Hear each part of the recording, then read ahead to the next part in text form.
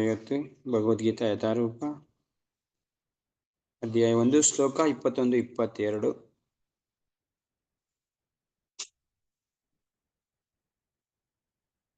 ಅರ್ಜುನ ಉವಾಚ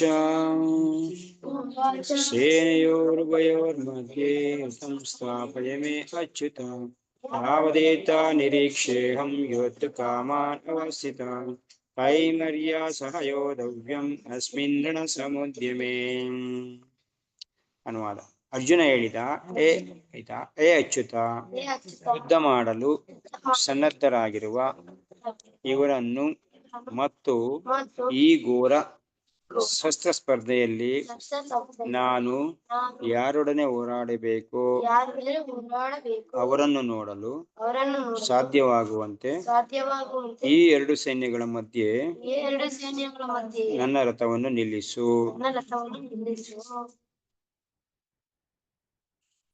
ಅರ್ಜುನ ಹಿಂದೆ ಮಾತಾಡಕ್ಕೆ ಶುರು ಮಾಡಿದ. ಇನ್ನೇನು ಯುದ್ಧ ಶುರುವಾಗೋದ್ರಲ್ಲಿತ್ತು.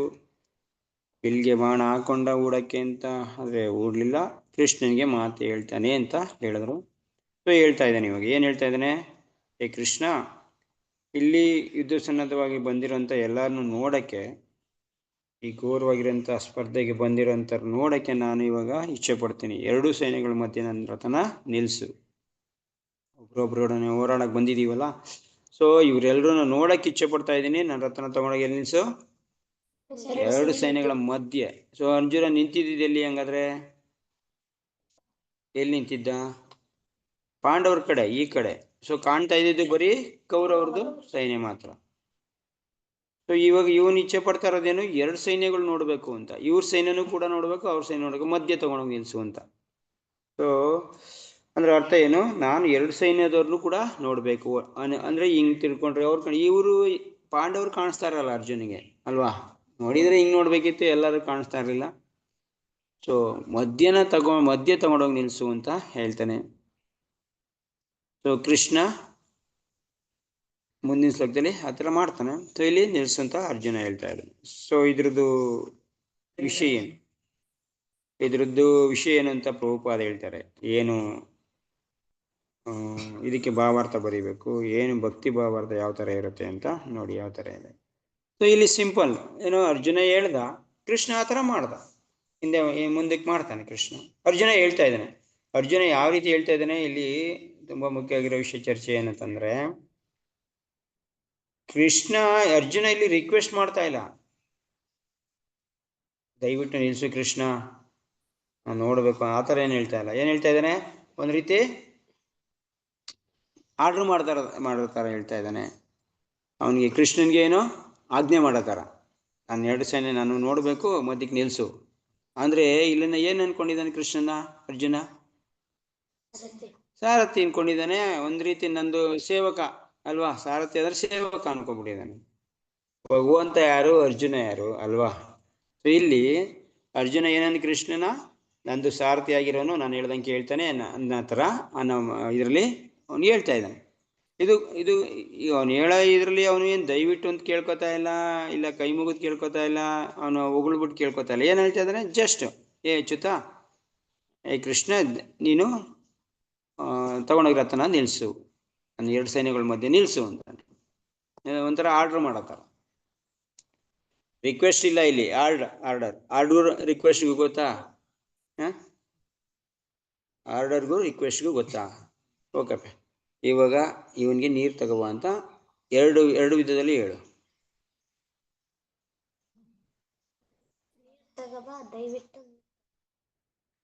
ಇದೇನಿದು? ಆರ್ಡರ್ ಇದು, ರಿಕ್ವೆಸ್ಟ್ ಇದು. ಆರ್ಡರ್ ಅಂದ್ರೆ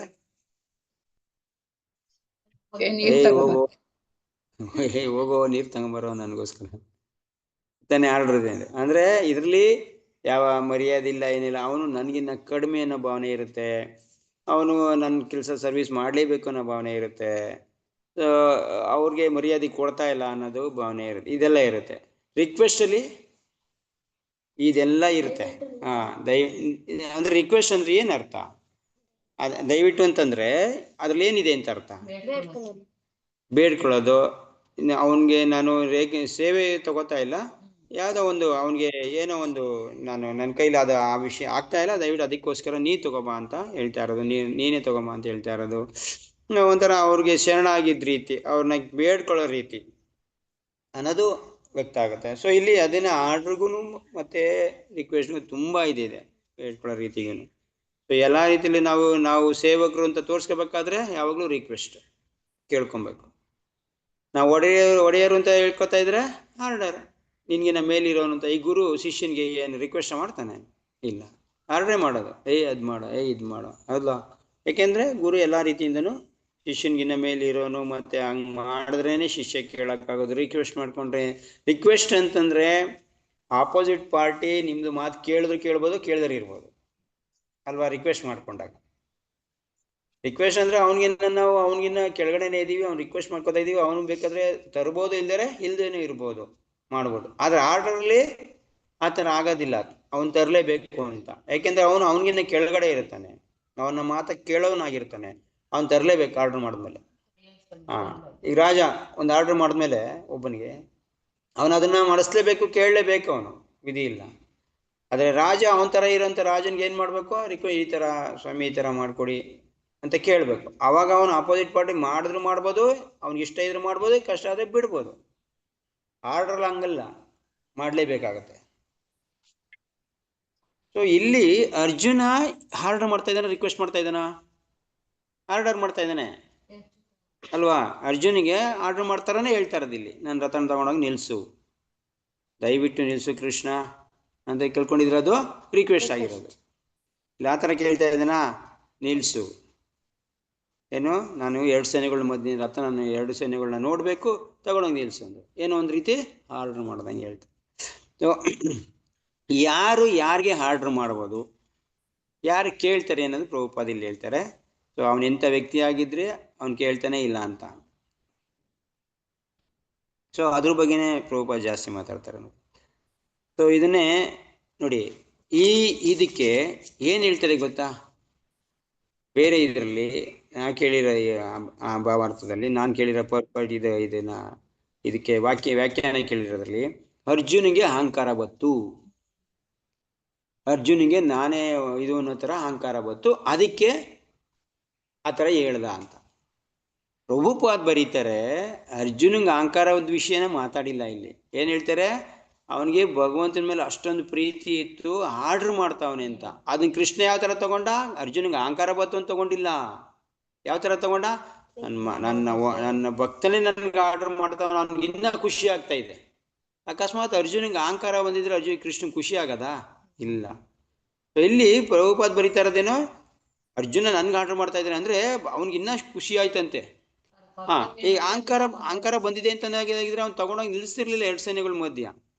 ಮತ್ತೆ ಅವ್ನಿಗೆ ಅಹಂಕಾರ ಬಂದ್ಬಿಟ್ಟು ಈ ಥರ ಎಲ್ಲ ಹೇಳ್ದ, ಮುಂದೆ ಈ ಥರ ಎಲ್ಲ ಹೇಳ್ದ ಅಂತ ಹೇಳ್ತಾರೆ. ಆದ್ರೆ ಪ್ರಭುಪಾದ ಇಲ್ಲಿ ಅರ್ಜುನಿಗೆ ಅಹಂಕಾರ ನೋಡಿ, ಒಂದ್ ವಿಷಯನೇ ಎಷ್ಟು ತರ ನೋಡ್ಬೋದು ಅಂತ ಗೊತ್ತಾಗುತ್ತೆ ನಾವು.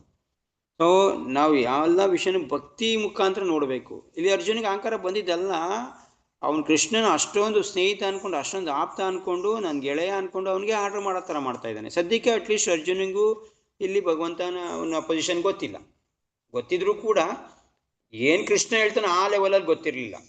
ಓಕೆ, ಅಂದ್ರೆ ಅಷ್ಟೊಂದು ಇದಾಗಿ ಗೊತ್ತಿರಲಿಲ್ಲ. ಕೃಷ್ಣ ಓಕೆ ಅದ್ಭುತ ವ್ಯಕ್ತಿ, ನನಗೆ ಗ್ಯಾರಂಟಿ ಅವನು ಒಳ್ಳೇದು ಮಾಡ್ತಾನೆ, ಅವನಿದ್ರೆ ನನ್ಗೆ ಗೆಲ್ಲೋದು ಅಂತ ಅನ್ನೋ ಭಾವನೆ ಇತ್ತು. ಬಟ್ ಭಗವಂತ ಮುಂದೆ ಹೇಳ್ತಾನಲ್ಲ, ಭಗವಂತ ಇಷ್ಟೊಂದು ನಾನು ಈ ಥರ ಒಡೆ, ನಾನು ಇಲ್ಲ ಎಲ್ಲದಕ್ಕೂ ಇದೆ ನಾನೇ ಅಂತ, ಆ ಒಂದು ಮಟ್ಟಕ್ಕೆ ಅರ್ಜುನಿಗೆ ಗೊತ್ತಿರಲಿಲ್ಲ.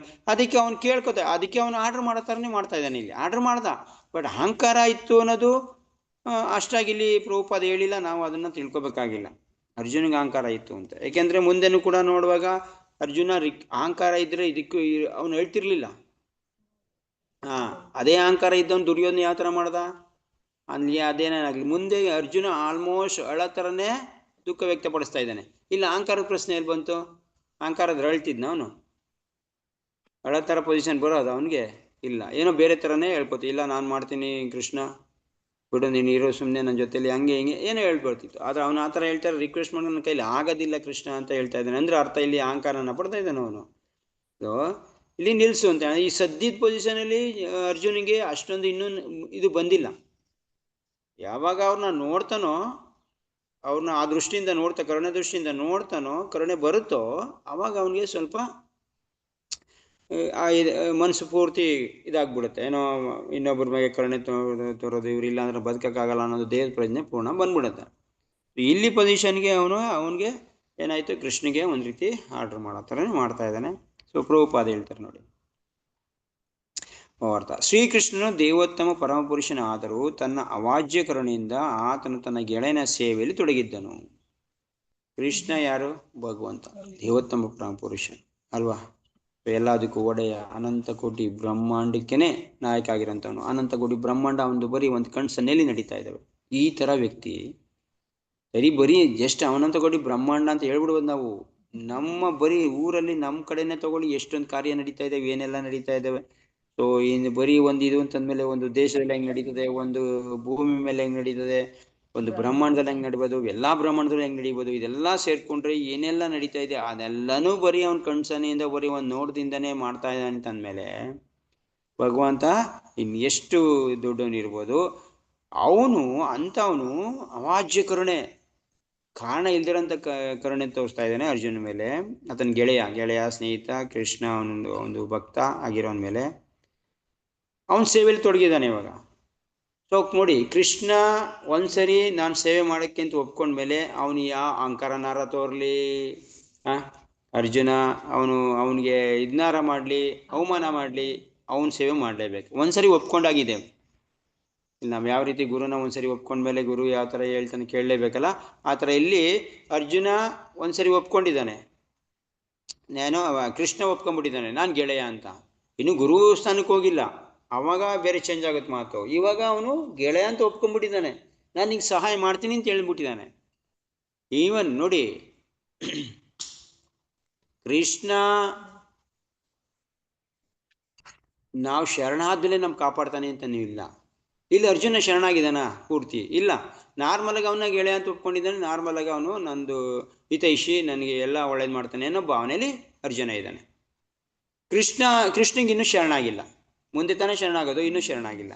ಇಷ್ಟಕ್ಕೂ ಈ ಬರೀ ಇಷ್ಟಕ್ಕೇನೆ ಕೃಷ್ಣ ಒಪ್ಕೊಂಡ್ಬಿಟ್ಟಿದ್ದಾನೆ, ನಾನು ನಿನ್ನ ಕಾಪಾಡ್ತೀನಿ, ಅವನು ನನ್ನ ಸ್ನೇಹಿತ, ಅವನ್ನ ಕಾಪಾಡ್ತೀನಿ ಅಂತ. ಇಲ್ಲಾಂದ್ರೆ ಹೆಂಗೆ ಸೇವೆ ಮಾಡಕ್ ಬರ್ತಿದ್ದ?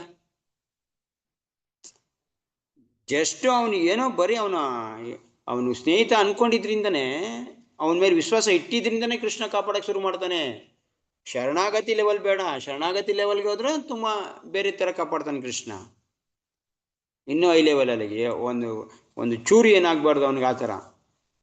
ಅದಕ್ಕೆ ಅರ್ಜುನನ ಆ ಥರ ಕಾಪಾಡಿದ್ದು. ಯುದ್ಧ ಭೂಮಿಲೆಲ್ಲ ಎಷ್ಟು ಸಲಿ ಅರ್ಜುನಿಗೆ ದೇಹ ಹೋಗ್ಬೇಕಿತ್ತು, ಅವನು ಸಾಯ್ಬೇಕಿತ್ತು. ಆ ಥರ ಪೊಸಿಷನಲ್ಲಿ ಕೃಷ್ಣ ಕಾಪಾಡ್ಕೊಂಡ ಅಂದ್ರೆ ಶರಣಾಗತಿ ಆದಾಗ. ಇಲ್ಲಿ ಶರಣಾಗತಿ ಆಗಕ್ಕೆ ಮುಂಚೆನೆ ಕಾಪಾಡ್ತಾ ಇದ್ದಾನೆ. ಇನ್ನು ನಾವು ಅರ್ಥ ಮಾಡ್ಕೋಬೇಕು. ನಾವು ಜಪ ಮಾಡಕ್ಕೆ ಶುರು ಮಾಡ್ತೀವಿ, ಭಕ್ತಿ ಮಾಡಕ್ಕೆ ಶುರು ಮಾಡ್ತೀವಿ, ಕೃಷ್ಣ ನಮ್ಮನ್ನು ನೋಡ್ತಾ ಇಲ್ವೇನೋ, ಕಾಯ್ತಾ ಇಲ್ವೇನೋ. ಇಲ್ಲ, ಶುರು ಮಾಡಿದ್ದಾನೆ ಆಗ್ಲೇ, ತಾನು ಕಾರ್ಯ ಶುರು ಮಾಡಿದ್ದಾನೆ. ಅದನ್ನ ನಾವೇನ್ ಮಾಡ್ತಾ ಇದೀವಿ, ಸ್ವಲ್ಪ ಕಾರ್ಯದಲ್ಲಿ ಏನ್ ಮಾಡ್ತಾ ಇದೀವಿ, ಓಕೆ ಅವ್ನು ಮಾಡ್ತಾ ಇದ್ದಾನ, ಎಲ್ಲ ಆರಾಮಾಗಿದ್ದಿಲ್ಲ, ಓಕೆ ಅದನ್ನೇ ನಾವು ಅಡ್ವಾಂಟೇಜ್ ಆಗಿ ತಗೊಂಡು ಏನ್ ಮಾಡ್ತಾ ಇದೀವಿ. ಇಲ್ಲಿ ಅರ್ಜುನ ಇದನ್ನೇ ಅಡ್ವಾಂಟೇಜ್ ಆಗಿ ತಗೊಂಡು ಅವನು ಅಹಂಕಾರ ಪಟ್ಟು ಯುದ್ಧ ಮಾಡ್ಲಿಲ್ಲ. ಏನಾದ, ಶರಣಾಗ್ಬಿಟ್ಟ. ಕೃಷ್ಣ ಕಾಪಾಡ್ತಾ ಇದ್ರು ಕೂಡ ಅವನ ಸೇವಕ, ಅವನ್ ಕೃಷ್ಣ ಸೇವೆ ಮಾಡಕ್ ಬಂದಿದ್ರು ಕೂಡ ಅರ್ಜುನ ಏನ್ ಮಾಡ್ದ, ಅದನ್ನ ಮುಂದುವರಿಸದೆ ಉಳ್ಕೊಳ್ಳಿಲ್ಲ, ಮುಂದುವರಿಸ್ದ ಆ ಭಕ್ತಿನ. ಏನ್ ಮಾಡ್ದ, ಕೃಷ್ಣ ನಾನು ನಿನ್ಗೆ ಆಗಿರೋದು ಸರಿ ಇಲ್ಲ, ನಾನು ನಿನ್ ಬರೀ ಫ್ರೆಂಡು ಅನ್ಕೊಂಡಿದ್ದೀನಿ, ಇವಾಗ ದಯವಿಟ್ಟು ನನಗೆ ನೀನ್ ಗುರು ಸ್ಥಾನ ಕೊಡು ಅಂತಂದ್ಬಿಟ್ಟು ಅವ್ನು ಶರಣಾಗ್ಬಿಟ್ಟು. ಕರುಣೆ ಕೊಡ್ತಾ ಇದ್ರು ಕೂಡ ಕೊಟ್ಟಿಲ್ಲ ಅಂತಲ್ಲ, ಎಷ್ಟೆಲ್ಲ ಮಾಡಿದ್ದಾನೆ. ಅವನ ಸೇವಕನಾಗ ಬಂದು ಕೂತಿದ್ದಾನೆ, ಅವನ ಭಕ್ತನ ಅವನು ರಥ ಕರೆಸಿದ್ದಾನೆ, ಹನುಮಂತನ, ಮತ್ತೆ ರಥನ ಕೊಡ್ಸಿದ್ದಾನೆ. ಕಾಂಡವ ದಹನ ಮಾಡ್ಬೇಕಾದ್ರೆ ಅವನಿಗೆ ರಥ ಕೊಡ್ಸಿದ್ದಾನೆ. ಎಲ್ಲಾರ ಕೈಲೂ ಕೂಡ ಅವನು ಪೂರ್ಣ ಇದರಲ್ಲಿ ದೇವತೆಗಳಿಂದ ಎಲ್ಲ ಅಸ್ತ್ರಗಳನ್ನ ಕೊಡ್ಸಿದ್ದಾನೆ. ಇಷ್ಟೆಲ್ಲ ಹೆಲ್ಪ್ ಮಾಡಿದ್ದಾನೆ. ಯಾವುದಕ್ಕೆ ಮುಂಚೆ, ಶರಣಾಗಕ್ಕೆ ಮುಂಚೆ. ಇಲ್ಲಿ ನಾವು ಪೂರ್ಣ ಶರಣಾಗತಿ ಆದ್ರೆ ಇನ್ಯಾವ ಪೊಸಿಷನ್ಗೆ ಹೋಗ್ತೀವಿ ಲೆಕ್ಕ ಹಾಕೊಳ್ಳಿ. ಅಲ್ಲಿ ಸುಮ್ಮನೆ ನಾವು ಭಗವಂತನ ಭಕ್ತಿ ಮಾಡ್ತಾ ಇದ್ರೆ ಇಷ್ಟೊಂದು ಭಗವಂತ ಕರುಣೆ ತೋರಿಸ್ತಾ ಇದ್ದಾನೆ. ಶರಣಾಗಿದ್ದೀವ ನಾವು? ಇಲ್ಲ ತಾನೆ. ಸೊ ಅಂದ್ರೂ ಕೂಡ ನಮ್ಗೆ ಎಷ್ಟೊಂದು ಭಕ್ತಿ ತೋರಿಸ್ತಾ ಇದ್ದಾನೆ, ಎಷ್ಟೊಂದು ಕೃಪೆ ತೋರ್ತಾ ಇದ್ದಾನೆ. ಇಲ್ಲಿ ಅರ್ಜುನನ ಪೊಸಿಷನ್ನೇ ತಗೊಳ್ಳಿ, ಅರ್ಜುನಿಗೆ ಎಷ್ಟೊಂದು ಹೆಲ್ಪ್ ಮಾಡ್ತಾ ಇದ್ದಾನೆ, ಇನ್ನು ಶರಣಾಗಿಲ್ಲ. ಆದ್ರೂ ಕೂಡ ಅವನ ಸೇವೆ ರಥ ಓಡ್ಸಕ್ ನಿಂತಿದ್ದಾನೆ, ನನಗೆ ಹೆಲ್ಪ್ ಮಾಡ್ತೀನಿ ಅಂತ. ಅವನ ಆರ್ಡರ್ನ ಅವನು ಮಾಡೋದನ್ನ, ನೋಡಪ್ಪ ನೀನು ಈ ಥರ ಎಲ್ಲ ಆರ್ಡರ್ ಮಾಡಬಾರ್ದು, ನೀನು ನನಗೆ ರಿಕ್ವೆಸ್ಟ್ ಮಾಡ್ಕೋಬೇಕು ನೀನು ಅಂತ ಹೇಳ್ಬೋದಿತ್ತು ತಾನೇ ಇಲ್ಲೇನೆ. ಅಕಸ್ಮಾತ್ ಆ ಥರ ಆಗಿದ್ದಿದ್ರೆ, ಆ ವ್ಯಕ್ತಿ ಆ ಥರ ಆಗಿದ್ದಿದ್ರೆ ಕೃಷ್ಣ, ಹಾ, ನೀನು ಈ ಥರ ಅಹಂಕಾರದಿಂದ ಮಾತಾಡಿದ್ರಲ್ಲ, ನಾನು ಇಳಿದೊಟ್ಟೈತಿ ನೋಡು, ನೀನು ಸರಿಯಾಗಿರ್ಬೇಕು ನೀನು. ಹಿಂಗೆ ತಾನೇ ಹೇಳ್ಬೋದಿತ್ತು ತಾನೇ ಕೃಷ್ಣ. ಏನಿದೆ ಹಿಂಗೆ ಮಾಡ್ತಿ, ಹಿಂಗೆಲ್ಲ ಕೇಳಕ್ಕೆ ನಾನಿರೋದು. ನಮ್ಮ ಕೆಲ್ಸದವ್ರು ಬಂದವ್ರೆ ಹಿಂಗೆ ಹೇಳ್ತಾರೆ. ಏನಾರು ಹೇಳ್ಬಿಟ್ರೆ ಫಸ್ಟ್ ರಮೇಶ ಬಂದಾಗ ಹಿಂಗೆ ಹೇಳ್ತಾ ಇದ್ದ, ಸ್ವಾಮಿ ನೀವೆಲ್ಲ ಹಂಗೆಲ್ಲ ರೇಗಂಗಿಲ್ಲ ನನ್ನ.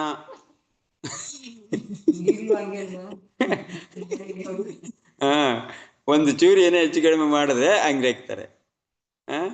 ಆದ್ರೆ ಈ ಸಂಬಳ ಕೊಡ್ತಾ ಇದೀವಿ, ಎಲ್ಲ ವ್ಯವಸ್ಥೆ ನೋಡ್ಕೊತಾ ಇದೀವಿ, ಆದ್ರೂ ಕೂಡ ಇಲ್ಲಿ ಕೃಷ್ಣ ಏನ್ ಮಾಡ್ತಾ ಇದ್ದಾನೆ ಹೇಳಿ. ಅರ್ಜುನಿಗೆ ಬರೀ ಫ್ರೆಂಡ್ ಅರ್ಜುನ, ನೀನು ಕೃಷ್ಣ ಅರ್ಜುನ ಕೇಳ್ಕೊಬಿಟ್ಟಿದ್ದಾನೆ, ಅದು ನಂದು ಸಾರ್ಥಿ ಆಗುವಂತ. ಕೃಷ್ಣ ಪೊಸಿಷನ್ ಒಪ್ಕೊಂಡಿದ್ದಾನೆಲ್ಲ, ಒಪ್ಕೊಂಡಿದ್ದ ತಕ್ಷಣ ಶುರು ಮಾಡಿದ್ದಾನೆ ಅವ್ನ ಕೆಲಸ. ಯಾವ ತರ ಅವನ ಮಾತು ಕೇಳೋ ತರ ನೋಡಿ, ಇಲ್ಲಿ ಯಾವ ತರ ಇದೆ ನೋಡಿ. ಅವನು ಆ ತರ ವ್ಯಕ್ತಿ ಆದ್ರೂ ಕೂಡ ಏನ್ ಮಾಡ್ತಾ ಇದ್ದಾನೆ, ಕರುಣೆಯಿಂದ ಕರುಣೆಯಿಂದ ಅವನ ಮೇಲೆ ಇರೋಂಥ ಕರುಣೆಯಿಂದ, ಅವನ ಮೇಲೆ ಇರೋಂಥ ಸ್ನೇಹದಿಂದ ಏನ್ ಮಾಡ್ತಾ ಇದ್ದಾನೆ, ಅವನು ಹೇಳ್ದಂಗೆ ಕೇಳ್ತಾ ಇದ್ದಾನೆ. ಅವನು ಸೇವೆಯಲ್ಲಿ ತೊಡಗಿದ್ದಾನೆ. ತನ್ನ ಭಕ್ತರ ಬಗೆಗೆ ಸ್ನೇಹ ತೋರಿಸುವುದರಲ್ಲಿ ಎಂದೂ ವಿಫಲನಾಗುವುದಿಲ್ಲ. ಕೃಷ್ಣನ ಮುಖ್ಯ ಒಂದು ಗುಣ ಏನ್ ಗೊತ್ತಾ, ಅವನು ಭಕ್ತರಿಗೆ ಭಕ್ತರ ಬಗೆಗೆ ಸ್ನೇಹ ಅಂದ್ರೆ ಭಕ್ತರ ಬಗ್ಗೆ ಕರುಣೆ, ಅವನು ಯಾವತ್ತೂ ವಿಫಲ ಆಗಲ್ಲ. ಅವನು ಒಂದು ಅದ್ಭುತವಾಗಿರುವಂಥ ಗುಣ. ಅವನು ಕಾಯೋದು, ವೆಯ್ಟ್ ಮಾಡಿಸೋದು, ಇಲ್ಲ ಇದು ಮಾಡೋದು, ಟೆಸ್ಟ್ ಮಾಡ್ತಾ ಇರ್ತಾನೆ, ಅದಂತೂ ಒಪ್ಕೊಳ್ಳೋಣ. ಸ್ವಲ್ಪ ಲಾಸ್ಟಲ್ಲಿ ಬರ್ಬೋದು, ಅದಂತೂ ಒಪ್ಕೊಳ್ಳೋಣ. ಬಟ್ ಕಾಯ್ತಾ ಇರ್ತಾನೆ ಅನ್ನೋದು ಗ್ಯಾರಂಟಿ. ಅವನು ಯಾವತ್ತೂ ಫೇಲ್ ಆಗದೇ ಇಲ್ಲ. ಓ ಕೃಷ್ಣ ಬರ್ಬೇಕಿತ್ತು, ಬರ್ಲಿಲ್ಲ, ಅದಕ್ಕೆ ಹಿಂಗಾಗೋಯ್ತು.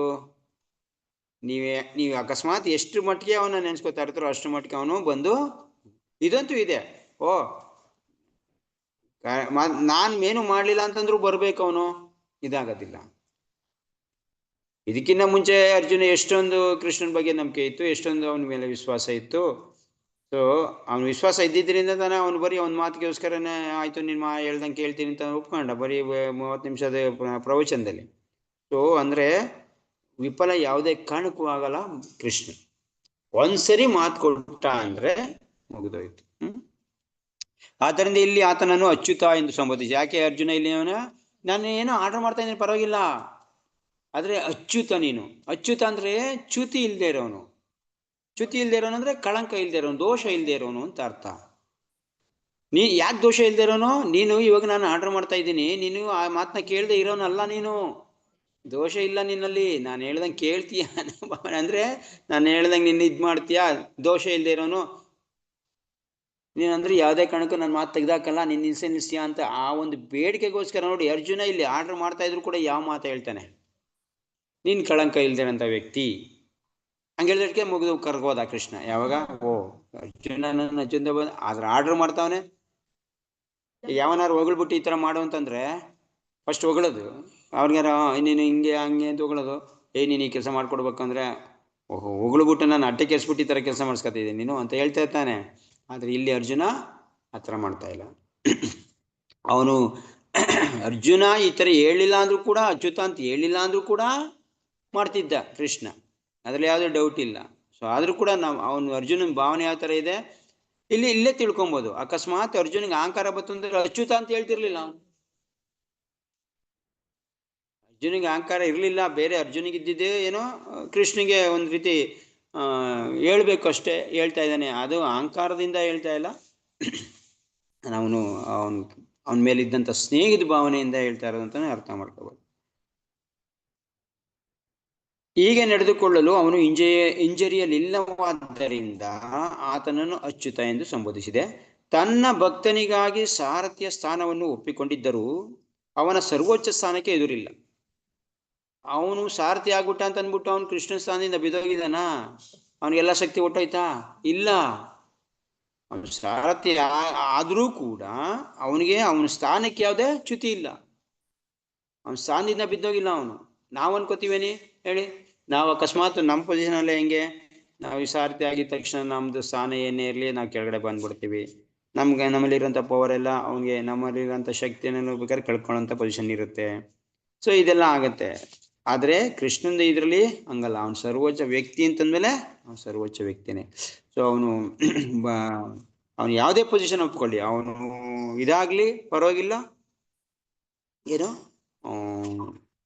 ಅವನು ಸೇವಕ ಆಗಲಿ, ಅವನು ಒಡೆಯನ್ ಪೊಸಿಷನ್ ಇರಲಿ, ಯಾವುದೇ ಪೊಸಿಷನ್ ಇರಲಿ, ಅವನ ಸ್ನೇಹಿತ ಆಗಲಿ ಅದೇ ಪೊಸಿಷನ್ ಇರ್ತಾನೆ. ಅವನ ಸ್ಥಾನಕ್ಕೆ ಯಾವುದೇ ಚ್ಯುತಿ ಬರಲ್ಲ ಅಂತ. ಎಲ್ಲ ಸನ್ನಿವೇಶಗಳಲ್ಲೂ ಅವನು ದೇವೋತ್ತಮ ಪರಮ ಪುರುಷ. ಪ್ರತಿಯೊಂದು ಸನ್ನಿವೇಶದಲ್ಲಿ ಏನು ಕೃಷ್ಣ ಭಗವಂತನೇ. ಯಾವುದೇ ಪೊಸಿಷನ್ ಅಲ್ಲಿ, ಅವನ ತಂದೆ ತಾಯಿ ಪೊಸಿಷನ್ ಒಪ್ಕೊಳ್ಳಿ, ಅವನ ಸ್ನೇಹಿತನ ಪೊಸಿಷನ್ ಒಪ್ಕೊಳ್ಳಿ, ಅವನು ಇಲ್ಲಿ ಸೇವಕನ ಪೊಸಿಷನ್ ಒಪ್ಕೊಳ್ಳಿ, ಎಲ್ಲ ಪೊಸಿಷನ್ ಅಲ್ಲಿ ಅವನು ಭಗವಂತನೇ. ಸೊ ನಾವು ಅನ್ಕೋತೀವಿ, ಯಾರು ನಮ್ಮ ಸೇವೆ ಮಾಡಕ್ ಬಂದವರು ನಮಗೊಂದು ನಾವು ಬೇರೆ ಪೊಸಿಷನ್ ನೋಡ್ತೀವಿ, ನಮ್ದು ಸೇವೆ ಮಾಡೋವಾಗ್ಲೇ ಬೇರೆ ತರ ನೋಡ್ತೀವಿ. ಗೊತ್ತು ಅವನ ಪೊಸಿಷನ್ ಏನು ಅಂತ ಗೊತ್ತು. ಇವಾಗ ಅಕಸ್ಮಾತ್ ನಮ್ಗೆ ಎಲ್ಲಾರು ನಮ್ಮ ತಂದೆ ನಮ್ಗೆ ಸೇವೆ ಮಾಡ್ತಾ ಇದ್ ನಾವೇನ್ ಅನ್ಕೊಬಿಡ್ತೀವಿ ಹೇಳಿ? ಅವನ ಸ್ಥಾನ ತುಂಬಾ ಕಡಿಮೆ, ಅವ್ನು ನಮ್ಗೇನ ಕಡಿಮೆ ಅಂತಾರೆ, ನನ್ನ ಸೇವೆ ಮಾಡ್ತಾ ಇದ್ದಾನೆ ಅಂತ ನಾವು ಅವ್ರ ಇದು ನೋಡ್ತೀವಿ. ಇವಾಗ ನಮ್ಮ ತಂದೆ ತಾಯಿಗಳೇ ನಾವು ದೊಡ್ಡವ್ರು ಆಗ್ತಾ ಹೆಂಗ್ ನೋಡ್ಕೋತೀವಿ ಅವ್ರನ್ನ? ಚಿಕ್ಕದಲ್ಲಿ ನೋಡ್ತಾ ಇದೀವಿ. ಇವಾಗ ಅವ್ರನ್ನ ಕಡೆಗಾಣಿಸ್ತಾ ಇದ್ದೀವಿ, ಅವ್ರನ್ನ ಹೊರ್ಗಡೆ ಆಗ್ತಾ ಇದ್ದೀವಿ. ಯಾರೋ ಬೇರೆಯವ್ರೊಬ್ರು ಬಂದಿದ ತಕ್ಷಣ ಅವ್ರನ್ನ ನಾವು ಮರ್ಯಾದೆ ಕೊಡೋದೇ ನಿಲ್ಲಿಸ್ತೀವಿ. ಸೊ ಅವನಂದ್ರೆ ನಮ್ಮ ಪೊಸಿಷನ್ ಏನು? ತಂದೆಗೆ ಮಗನ ಸೇವೆ ಯಾವ ತರ ಇರಬೇಕು ಅದೇ ತರ ಇರ್ಬೇಕಿತ್ತು. ಬಟ್ ಅದರಿಂದ ನಾವು ಏನಾಗ್ತಾ ಇದೀವಿ? ಬೀಳ್ತಾ ಇದೀವಿ. ಆದ್ರೆ ಭಗವಂತ ಆ ಥರದಿಂದ ಬೀಳಲ್ಲ. ಅವನು ಕೆಳಗೂ ಬೀಳಲ್ಲ, ಮೇಲೆ ಹೋಗಲ್ಲ. ಅವನ ಸ್ಥಾನ ಅವನ ಇದ್ದೇ ಇರುತ್ತೆ ಅಂತ.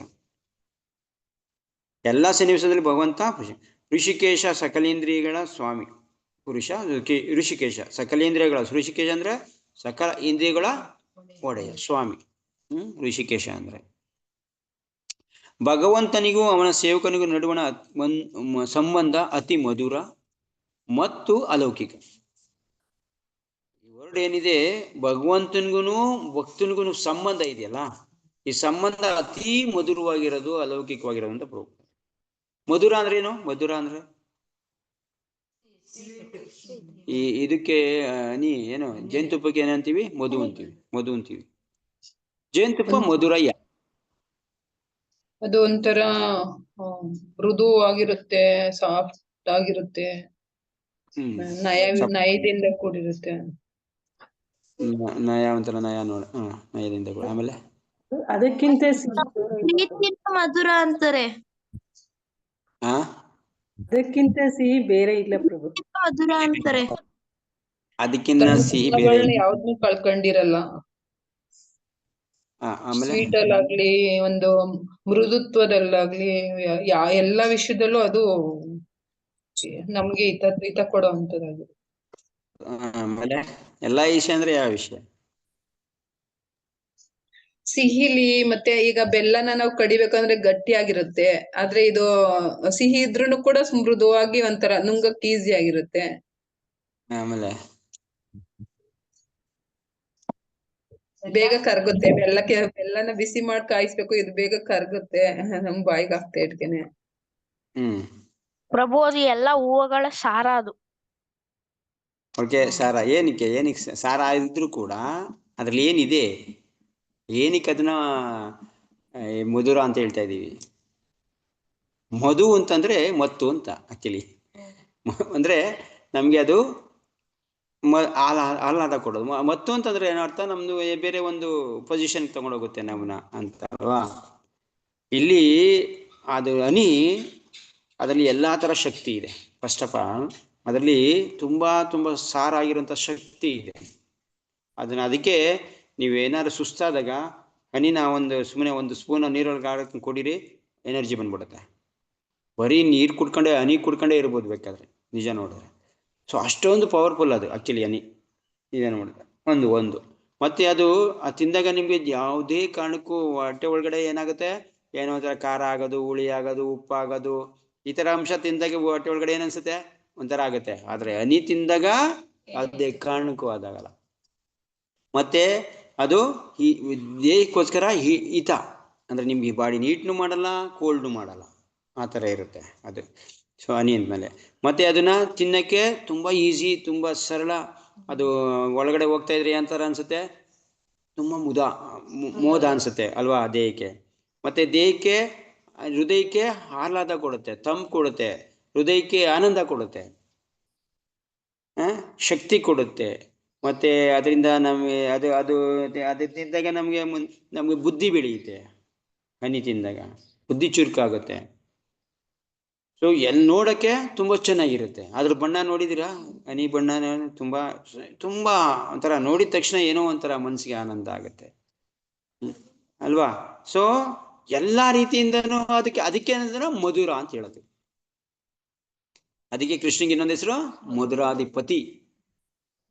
ಕೃಷ್ಣ ಏನು ಮಧುರಕ್ಕೆ ಪತಿ, ಮಧುರಕ್ಕೆ ಯಜಮಾನ ಇದ್ದಂಗೆ, ಗಂಡ ಇದ್ದಂಗೆ. ಅದಕ್ಕೆ ಅವನ್ನ ಮಧುರಾಧಿಪತಿ ಅಂತೀವಿ. ಸೊ ಈ ಮಧುರನೇ ಈ ತರ ಇದ್ಮೇಲೆ ಇನ್ ಪತಿ ಇನ್ಯ ತರ ಇರ್ಬೋದು. ಅದಕ್ಕೆ ಇದನ್ನ ಮಧುರ. ಈ ತರ ಇಷ್ಟೊಂದು ಗುಣ ಎಲ್ಲ ಸೇರಿರ್ತವೆ. ಯಾರ್ಯಾರ ಮಧ್ಯ? ಭಗವಂತ ಮತ್ತೆ ಭಕ್ತರ ಮಧ್ಯ ಅವ್ರ ಸಂಬಂಧ ಯಾವ ತರ ಮಧುರವಾಗಿರೋದು. ಇದನ್ನ ಯಾರ ಕೈಲೂ ವರ್ಣನೆ ಮಾಡಕ್ ಆಗೋದಿಲ್ಲ. ಈ ಸಂಬಂಧನ ಅದನ್ನ ಅನುಭವಿಸೇ ತೀರ್ಬೇಕಿದು, ಈ ತರ ಮಧುರತೆನ. ಸೊ ಅಂದ್ರೆ ಅಲೌಕಿಕವಾಗಿರೋದು ಇದು ಕೂಡ. ಈ ಭೌತಿಕ ಸಂಬಂಧಕ್ಕೆ ಸೇರಿಲ್ದೇನಂತದ್ದು ಈ ಮಧುರ, ಭಗವಂತನಿಗೂ ಮತ್ತೆ ಭಕ್ತನಿಗೂ. ಇಲ್ಲಿ ನೋಡಿ, ಇವರಿಬ್ಬರು ಸಂಬಂಧ ಯಾವ ತರ ಇದೆ, ಯಾರಿಗಾರ ಅರ್ಥ ಮಾಡ್ಕೊಳಕ್ಕಾಗುತ್ತಾ? ನಾವು ಏನೇನೋ ಹೇಳ್ಬೋದು. ಇಲ್ಲಿ ಅರ್ಜುನಿಗೆ ಅಹಂಕಾರ ಇತ್ತು, ಕೃಷ್ಣನ್ಗೆ ಅವನು ಒಡೆಯ ಆಗಿದ್ದ, ಅವನು ಸ್ನೇಹಿತ, ಅದಕ್ಕೆ ಹೆಲ್ಪ್ ಮಾಡ್ದ, ಇದೆಲ್ಲ ಹೇಳ್ಬೋದು. ಆದ್ರೆ ಅವರಿಬ್ರು ಸಂಬಂಧ ಯಾವ ತರ ಇದೆ ಅದನ್ನ ವರ್ಣನೆ ಮಾಡಕ್ಕಾಗೋದಿಲ್ಲ. ಮಧುರವಾಗಿರೋದು, ಅಲೌಕಿಕವಾಗಿರೋದು. ಅಲೌಕಿಕನ ನಾವು ಈ ಲೌಕಿಕ ದೃಷ್ಟಿಯಿಂದ ನೋಡಕ್ಕೆ ಆಗೋದಿಲ್ಲ. ಲೌಕಿಕ ದೃಷ್ಟಿಗೆ ಅರ್ಥನೂ ಆಗೋದಿಲ್ಲ ಅದು. ಸೊ ಆ ತರ ಸಂಬಂಧ ಇಲ್ಲಿ. ಸೊ ನಾವು ಭಾಗವತಮಲ್ಲಿ ಎಷ್ಟೊಂದು ಸಂಬಂಧಗಳು, ಕೃಷ್ಣಗಳು ಭಕ್ತರಿಗೂ ಇರುವಂತ ಸಂಬಂಧಗಳನ್ನ ನೋಡ್ಬೋದು. ಸೊ ಇಲ್ಲಿ ಆ ತರ ಸಂಬಂಧ ಇರೋದು. ಈ ಮಧುರತೆ ಸಂಬಂಧ ಏನಂತಂದ್ರೆ ತುಂಬಾ ತುಂಬಾ ಅಲೌಕಿಕವಾಗಿರೋಂಥ ಸಂಬಂಧ. ಇದನ್ನ ಕೃಷ್ಣ ಅರ್ಜುನಲ್ಲಿ ಕೂಡ ನಾವು ನೋಡ್ಬೋದು. ಅವರ ಭಕ್ತರು ನೋಡಿ ಯಾವ ತರ ಅರ್ಥ ಹೆಂಗೆ ಅಂತಂದ್ರೆ, ಕೃಷ್ಣ ಬಚ್ಚೆ ಆಡ್ತಾನೆ. ಅರೆ ಇನ್ ಯಾವ ಗೇಮ್ ಸಿಗ್ಲಿಲ್ವಾ ಕೃಷ್ಣಗೆ? ಏನ್ ಬಚ್ಚೆ ಆಡ ಹಂಗಂದ್ರೆ ಗೋಲಾಕ್ದಲ್ಲಿ ಬರೀ ಬಚ್ಚೆ ಆಡೋ ಗೇಮ್ ಇದೆಯಾ? ಬಚ್ಚೆ ಅಂತಂದ್ರೆ ನಾವೇನಂತೀವಿ, ತುಂಬಾ ಸಾಮಾನ್ಯ ಆಟ ಅನ್ಕೋತೀವಿ. ಅಯ್ಯೋ ಫುಟ್ಬಾಲು ಕ್ರಿಕೆಟ್ ತರ ಅಲ್ಲ ಅದು ಅಂತ. ಆದ್ರೆ ಕೃಷ್ಣ ಇದ್ರ ಹೆಂಗ್ ಅರ್ಥ ಮಾಡ್ಕೊಳ್ಳೋದು? ಕೃಷ್ಣ ಏನೇ ಆಟ ಆಡ್ಲಿ ಅದ್ರಲ್ಲಿ ಇದೆ, ಅದ್ರಲ್ಲಿ ಆನಂದ ಇದೆ. ಆನಂದಕ್ಕೋಸ್ಕರ ತಾನೇ ನಾವು ಆಡೋದು ಎಲ್ಲದನ್ನು. ಇಲ್ಲಿ ಏನ್ ಬೇರೆ ತರ ಆನಂದಕ್ಕೋಸ್ಕರ. ಸೊ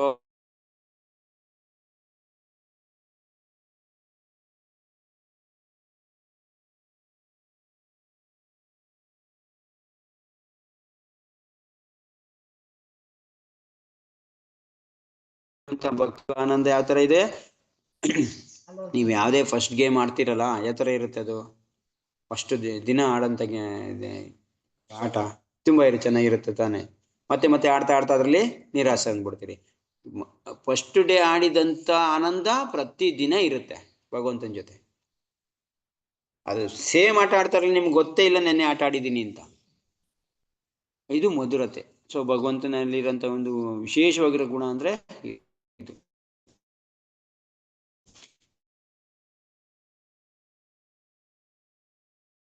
ಯಾವುದು ಕಾರಣಕ್ಕೂ ಯಾವುದು ಬೋರ್ ಅಂದ್ರೆ ಈ ಭಗವದ್ಗೀತೆ ನಾವು ಕೇಳ್ತಾ ಹೋದ್ರೆ ನಮ್ಗೆ ಏನಾಗ್ತಾ ಇದೆ, ಒಂಥರ ಬೇಜಾರಾಗ್ಬಿಡುತ್ತೆ. ನಾವು ಫಸ್ಟ್ ಕೂತ್ಕೊಂಡಂಗಿದ್ದೀರಾ ನೀವು ಇವಾಗ? ಕಡೆ ನೂಲಿಯೋದಂತೆ, ಹಂಗ್ ಮಾಡೋದಂತೆ,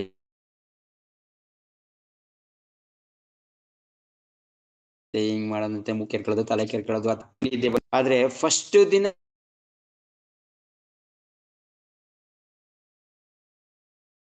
ಫಸ್ಟ್ ಡೇ ಫಸ್ಟ್ ಟೈಮ್ ಒಂದನ್ನ ಕೇಳ್ತಾ ಇದ್ದಂಗೆನೆ ಮಂಗ್ ಕೊಡ್ದೈತಿ. ಯಾಕೆ? ನಾವು ವಿಷಯದಲ್ಲಿ ಪೂರ್ತಿಯಾಗಿ ನಮ್ಗೆ ನಂಬಿಕೆ ಇಲ್ಲ, ಪೂರ್ತಿಯಾಗಿ ನಮ್ಗೆ ಇಂಟ್ರೆಸ್ಟ್ ಇಲ್ಲ. ಮತ್ತೆ ಅವನ ಬಗ್ಗೆ ಹೇಳ್ತಾರ ವಿಷಯದ ವ್ಯಕ್ತಿ ಬಗ್ಗೆ ಇದಿಲ್ಲ, ಗೌರವ ಇಲ್ಲ. ಮತ್ತೆ ಯಾರ ಬಗ್ಗೆ ಹೇಳ್ತಾ ಇದೀವಿ ಅವನ ಬಗ್ಗೆ ಗೌರವ ಇಲ್ಲ. ಆ ವಿಷಯ ಪೂರ್ಣ ಪ್ರಮಾಣದಲ್ಲಿ ನಮ್ಗೆ ಜ್ಞಾನ ಇಲ್ಲ ಅದ್ರ ಬಗ್ಗೆ. ಇದನ್ನ ನಮ್ಗೆ ಬೇಕಾಗಿರೋದು ಅಂತ ಅನ್ಕೊಂಡಿಲ್ಲ. ಇದೆಲ್ಲಾ ವಿಷಯದಿಂದ ಏನಾಗ್ತಾ ಇದೆ ನಮ್ಗೆ ಇದಾಗ್ಬಾರ್ದು. ನಿಮ್ಗೆ ಅದ್ರಲ್ಲಿ ಇಂಟ್ರೆಸ್ಟ್ ಬರ್ಬೇಕು ಅಂದ್ರೆ ಈ ಎಲ್ಲಾ ವಿಷಯನೂ ಕೂಡ ಪೂರ್ಣ ಪ್ರಮಾಣದಲ್ಲಿ ನಿಮ್ ತಲೆಗೆ ಇಟ್ಕೊಂಡು ಕೂತ್ಕೋಬೇಕು. ಈ ವಿಷಯ ನನಗೆ ಬೇಕೇ ಬೇಕು. ಹೇಳ್ತಾರ ವ್ಯಕ್ತಿ ಸರಿ ಹೇಳ್ತಾ ಇದ್ದಾನೆ, ಅದ್ರ ಬಗ್ಗೆ ನಂಬಿಕೆ ಇರಬೇಕು.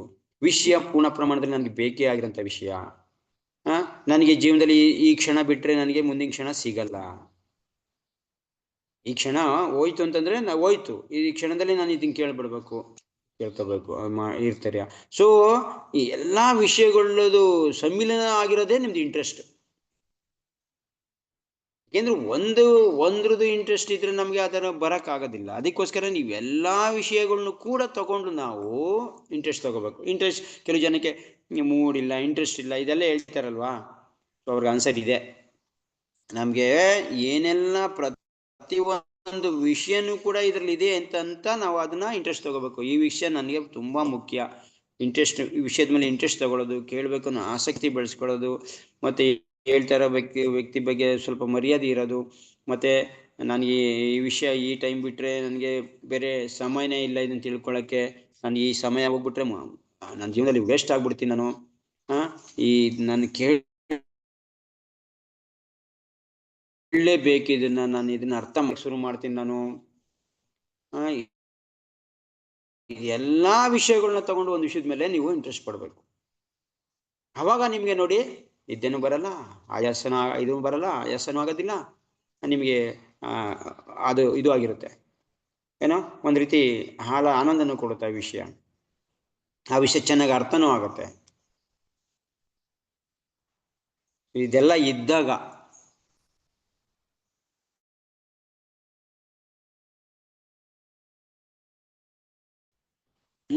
ಒಂದು ವಿಷಯ ನಿಮ್ಗೆ ಓಕೆ. ನೆಕ್ಸ್ಟ್ ಇಲ್ಲಿ ಏನ್ ಹೇಳ್ತಾ ಇದ್ದಾನೆ, ಭಕ್ತರಿಗೆ ಅತಿ ಮದುವೆಗೆ ಅಲೌಕಿಕವಾಗಿರೋದು ಈ ಸಂಬಂಧ, ಭಕ್ತರದು ಮತ್ತೆ ಇದನ್ನ ನಾವು ನೋಡ್ಕೊಂಡೇ ಇದನ್ನ ತಿಳ್ಕೊಬೇಕು, ಅರ್ಥ ಮಾಡ್ಕೋಬೇಕು. ಹಂಗೆ ಮಧುರ, ಹೆಂಗೆ ಅಲೌಕಿಕ ಅಂತ ಇದನ್ನ ಹೇಳಕ್ ವರ್ಣನೆ ಮಾಡೋದು ಸ್ವಲ್ಪ ಕಷ್ಟನೇ.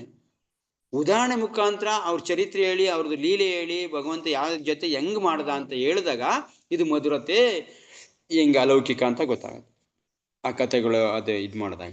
ಸೊ ಹೇಳ್ತೀನಿ ನಾನು, ಅಕಸ್ಮಾತ್ ಆ ಕಥೆ ಹೇಳ್ತಾ ಇದ್ರೆ ಇದು ಮಧುರ ಅಲೌಕಿಕ ಅಂತ ಈ ವಿಷಯನ ಹೇಳಿದ್ವಿ, ಈ ವಿಷಯನ ಅಲ್ಲಿ ಎಕ್ಸ್ಪ್ಲೇನ್ ಮಾಡಿರಲಿಲ್ಲ,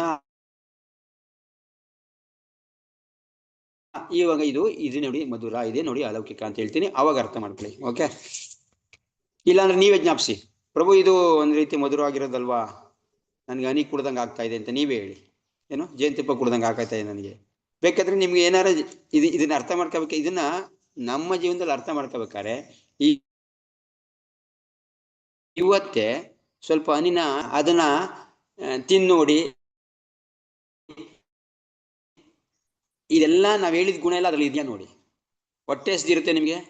ಓಕೆ, ಒಂದು ಲೋಟ ಸ್ವಲ್ಪ ಬಿಸಿ ನೀರು ತಗೊಳ್ಳಿ, ಅದಕ್ಕೆ ಒಂದು 3-4 ಸ್ಪೂನು ಜೇನುತುಪ್ಪ ಹಾಕಿ ಒಂದು ಅರ್ಧ ಗಂಟೆಗೆ 2 ಸರಿ ಕುಡೀರಿ. ಊಟ ಮಾಡಲೇಬೇಡಿ, ನಿಮ್ಗೆ ಎನರ್ಜಿ ಬರುತ್ತಾ ಇಲ್ಲೋ ನೋಡಿ. ಇಲ್ಲ ಅದನ್ನ ನೋಡಿ ಚೆನ್ನಾಗಿದೆಯಾ ಇಲ್ವೋ ಅನ್ಸುತ್ತಾ ನೋಡಿ, ಅಂದ್ರೆ ಅದು ನಿಮ್ ಕಣ್ಣಿಗೆ ಆನಂದ ನೀಡ್ತಾ ಇದೆ ಇಲ್ವೋ ನೋಡಿ. 2-3 ಸುಮ್ಮನೆ ಬರೀ ತುಪ್ಪ ತಗೊಳ್ಳಿ, ಬರೀ ತಿನ್ನು ನೋಡಿ, ಬರೀ ನೀರ್ಗೆ ಹಾಕೊಂಡು ಕುಡಿದಾಗ ನಿಮ್ಗೆ ಅಷ್ಟೊಂದು ಆನಂದ ಆಗಲ್ಲ. ಬರೀ ನೋಡಿ ನಿಮ್ ದೇಹದಲ್ಲಿ ಒಳಗಡೆ ಹೋಗ್ತಾ ಇದ್ದಾಗ ನಿಮ್ಗೆ ಯಾವ ತರ ಅನ್ಸುತ್ತೆ ನೋಡಿ, ಅದು ನಿಮ್ ಗಂಟಲಲ್ಲಿ ಯಾವ ತರ ಇಳಿತಾ ಇರ್ಬೇಕಾದ್ರೆ ಅದು ಯಾವ ತರ ಅನ್ಸುತ್ತೆ ನೋಡಿ. ಅದಕ್ಕೆ ಕಾರಾಗಿರೋ ಮಜಾ ಇದೆ ಅಂತ ಶುರುವಾಯ್ತು.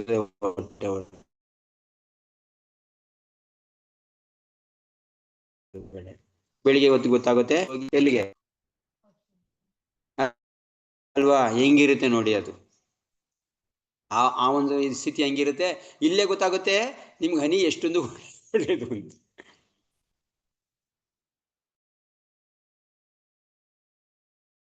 ನೋಡಿ ಆನಂದ ಇದೆ ನೋಡಿ, ಅನುಭವಿಸ್ಬೇಕು, ಫೀಲಿಂಗ್ ಮಾಡ್ಬೇಕು. ಎಲ್ಲಾನು ಕೂಡ ನಾವು ಅದನ್ನ ಇದಿಲ್ದಿರ ಮಾಡ್ತಾ ಇರ್ತೀವಿ, ಏನೋ ಯಾವ್ದೋ ಗೊತ್ತಿರುತ್ತೆ ನಮ್ಗೆ, ಬಟ್ ಅನುಭವಿಸಿರಲ್ಲ. ಅದೇ ಇದು ಪ್ರಾಕ್ಟಿಕಲ್ ಅನುಭವ ನೋಡಿ, ಬೇಕಾದ್ರೆ ಗೊತ್ತಾಗುತ್ತೆ ನಿಮ್ಗೆ. ಜಸ್ಟ್ ಭಗವಂತನ ಭಕ್ತರದ್ದು, ಯಾಕೆಂದ್ರೆ ಈಗ ನಾನು ಭಕ್ತ ಆಗಕ್ಕಾಗಲ್ಲ, ಭಗವಂತನ ನಾನು ಆ ತರ ತಿನ್ಕೊಂಡಿಲ್ಲ, ಆ ತರ ಒಂದು ಸಂಬಂಧ ಅನುಭವಿಸಕ್ಕಾಗಲ್ಲ. ಜಸ್ಟ್ ಉದಾಹರಣೆ ಯಾವ್ದಿದೆ, ಹನಿ ಇದೆ ಮುಂದೆ, ನೀವು ಅನುಭವಿಸ್ ನೋಡಿ ಯಾವ ತರ ಇರುತ್ತೆ ಅಂತ.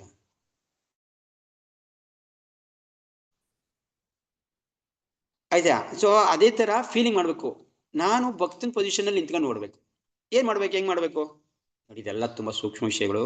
ಸ್ವಲ್ಪ ಇದು ನಿಮ್ಗೆ ಒಂದ್ ರೀತಿ ಅನ್ಸ್ಬೋದು, ಇದೇನ್ ಲೆಕ್ಚರಲ್ಲಿ ಈ ತರ ಹೇಳ್ತಾರೆ, ಕ್ಲಾಸಲ್ಲಿ ಈ ತರ ಹೇಳ್ತಾರೆ ಅಂತ. ಆದ್ರೂ ಕೂಡ ಈ ಲೆವೆಲ್ ಇಳಿಬೇಕು ನಾವು.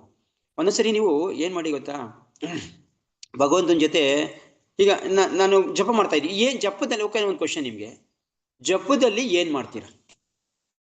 ಜಪ ಮಾಡುವಾಗ ಏನೇನ್ ಮಾಡ್ತೀರಾ? ನಾಮ ಕೇಳಿಸ್ಕೊಳ್ಳೋಕೆ ಪ್ರಯತ್ನ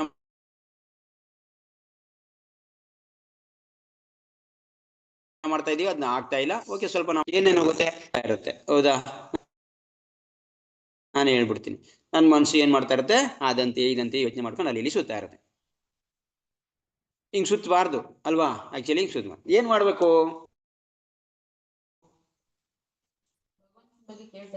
ಭಗವಂತನ ನಾಮ ಕೇಳಿಸ್ಕೊತಾ ಇರ್ಬೇಕು. ಒಂದು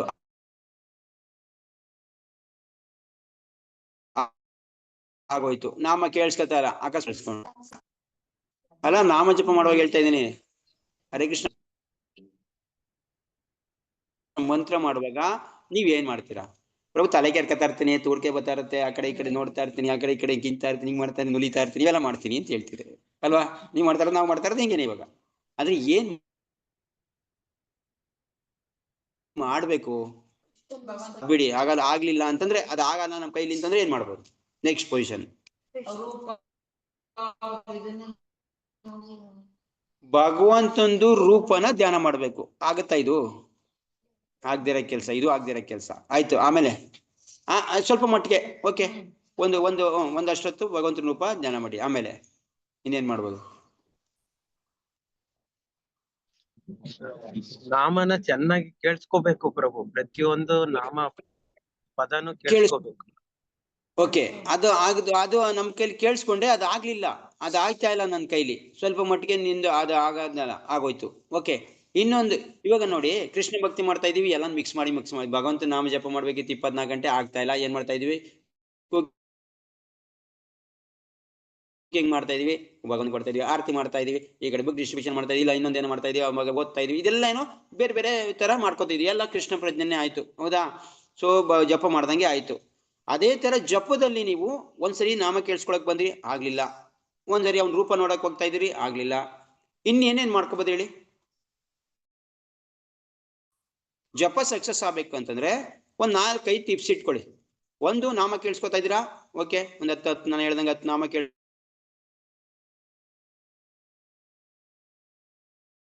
ಕೇಳಿಸ್ಕೊಂಡ್ರಿ, ನನ್ ಡೈವರ್ಟ್ ಆಯ್ತು ನನ್ನ ಮೈಂಡ್.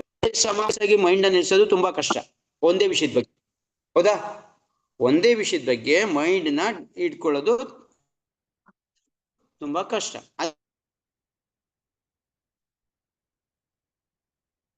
ಅದಕ್ಕೆ ನಾವೇನ್ ಮಾಡ್ತಾ ಇದೀವಿ, ಸ್ವಲ್ಪ ಬೇರೆ ತರ ಕೊಡಿ. 15-20 ನಾಮ ಕೇಳಿಸ್ಕೊಂಡು ಮಣಿದು.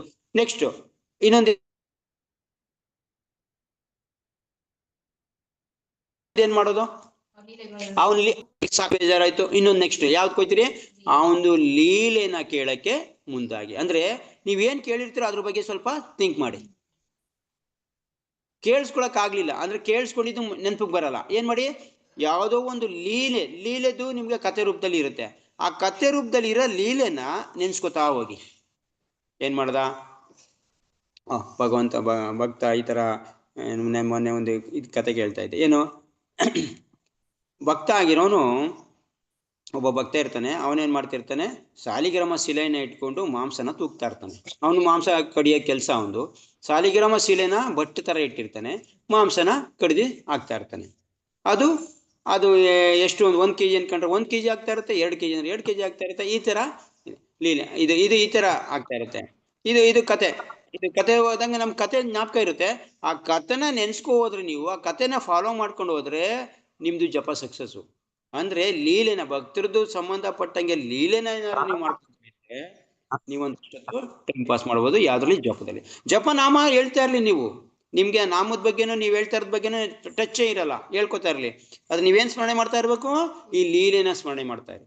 ಸಪೋಸ್ ಒಂದ್ ವೇಳೆ ನಾಮದ ಮೇಲೆ ಇಡಕ್ ಆಗಲ್ಲ ನಿಮ್ಗೆ ಅಂದ್ರೆ, ರೂಪದ ಮೇಲೆ ಇಡಕ್ ಆಗಲ್ಲ ಅಂತಂದ್ರೆ, ಅವನ್ ಲೀಲೆನ ಸ್ಮರಣೆ ಮಾಡ್ತಾ, ಕಥೆನ ಸ್ಮರಣೆ ಮಾಡ್ತಾ ಹೋಗಿ ಜಪದಲ್ಲಿ. ಹೇಳ್ತಾರೆ ಹರೇ ಕೃಷ್ಣ ಹರೇ ಕೃಷ್ಣ ಮಾತ್ರ ಏನ್ ಯೋಚನೆ ಮಾಡ್ತಾ ಇರಿ?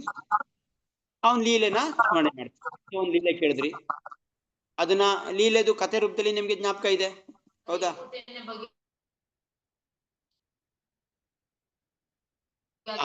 ಕತೆ ಜ್ಞಾಪಕ ಇದೆ. ಅಪ್ಸರೆ ತರ ಇದ್ಲು, ನೀವು ಅದು ನಿಮ್ಗೆ ಮೈಂಡ್ ಅಲ್ಲಿ ಆ ಚಿತ್ರ ಕಾಣ್ತಾ ಇರ್ಬೇಕು. ಅಪ್ಸರೆ ತರ ಇದ್ಲು, ಎಲ್ಲರೂ ಅವಳನ್ನ ನೋಡ್ಬಿಟ್ಟು ತುಂಬಾ ಆಶ್ಚರ್ಯ ಪಡ್ತಾ ಇದಾರೆ.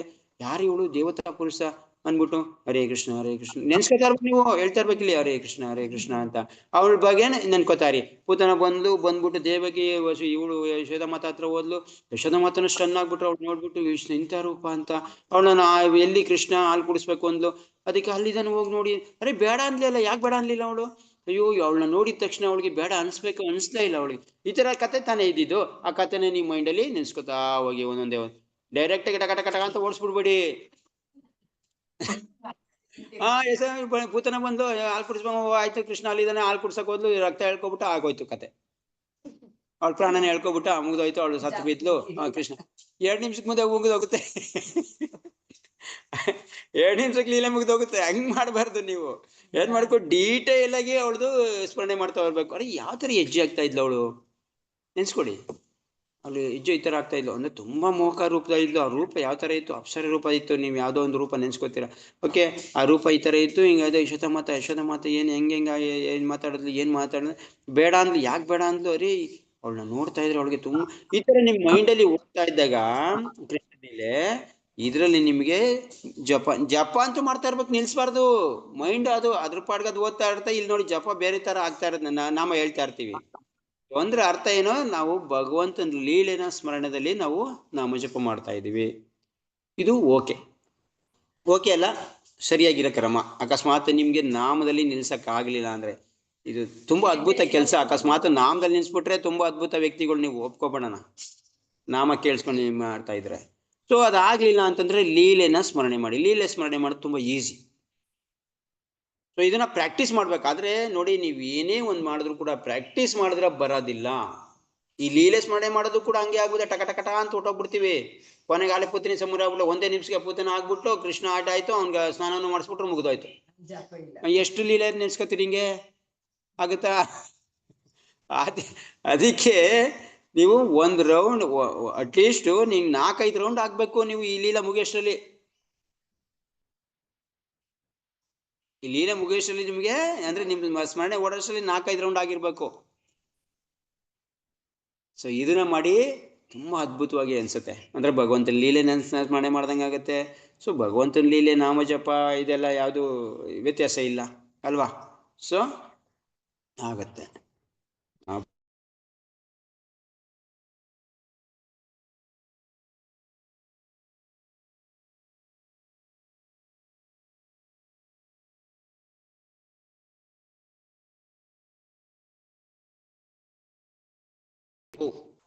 ಎಷ್ಟು ಮಣಿಯಿಂದ ಹೇಳಿದೀನಿ, 10-15 ನಿಮ್ಗೆ ಎಷ್ಟಾಗುತ್ತೋ ಅಷ್ಟು ಕೇಳಿಸ್ಕೊಳ್ಳಿ.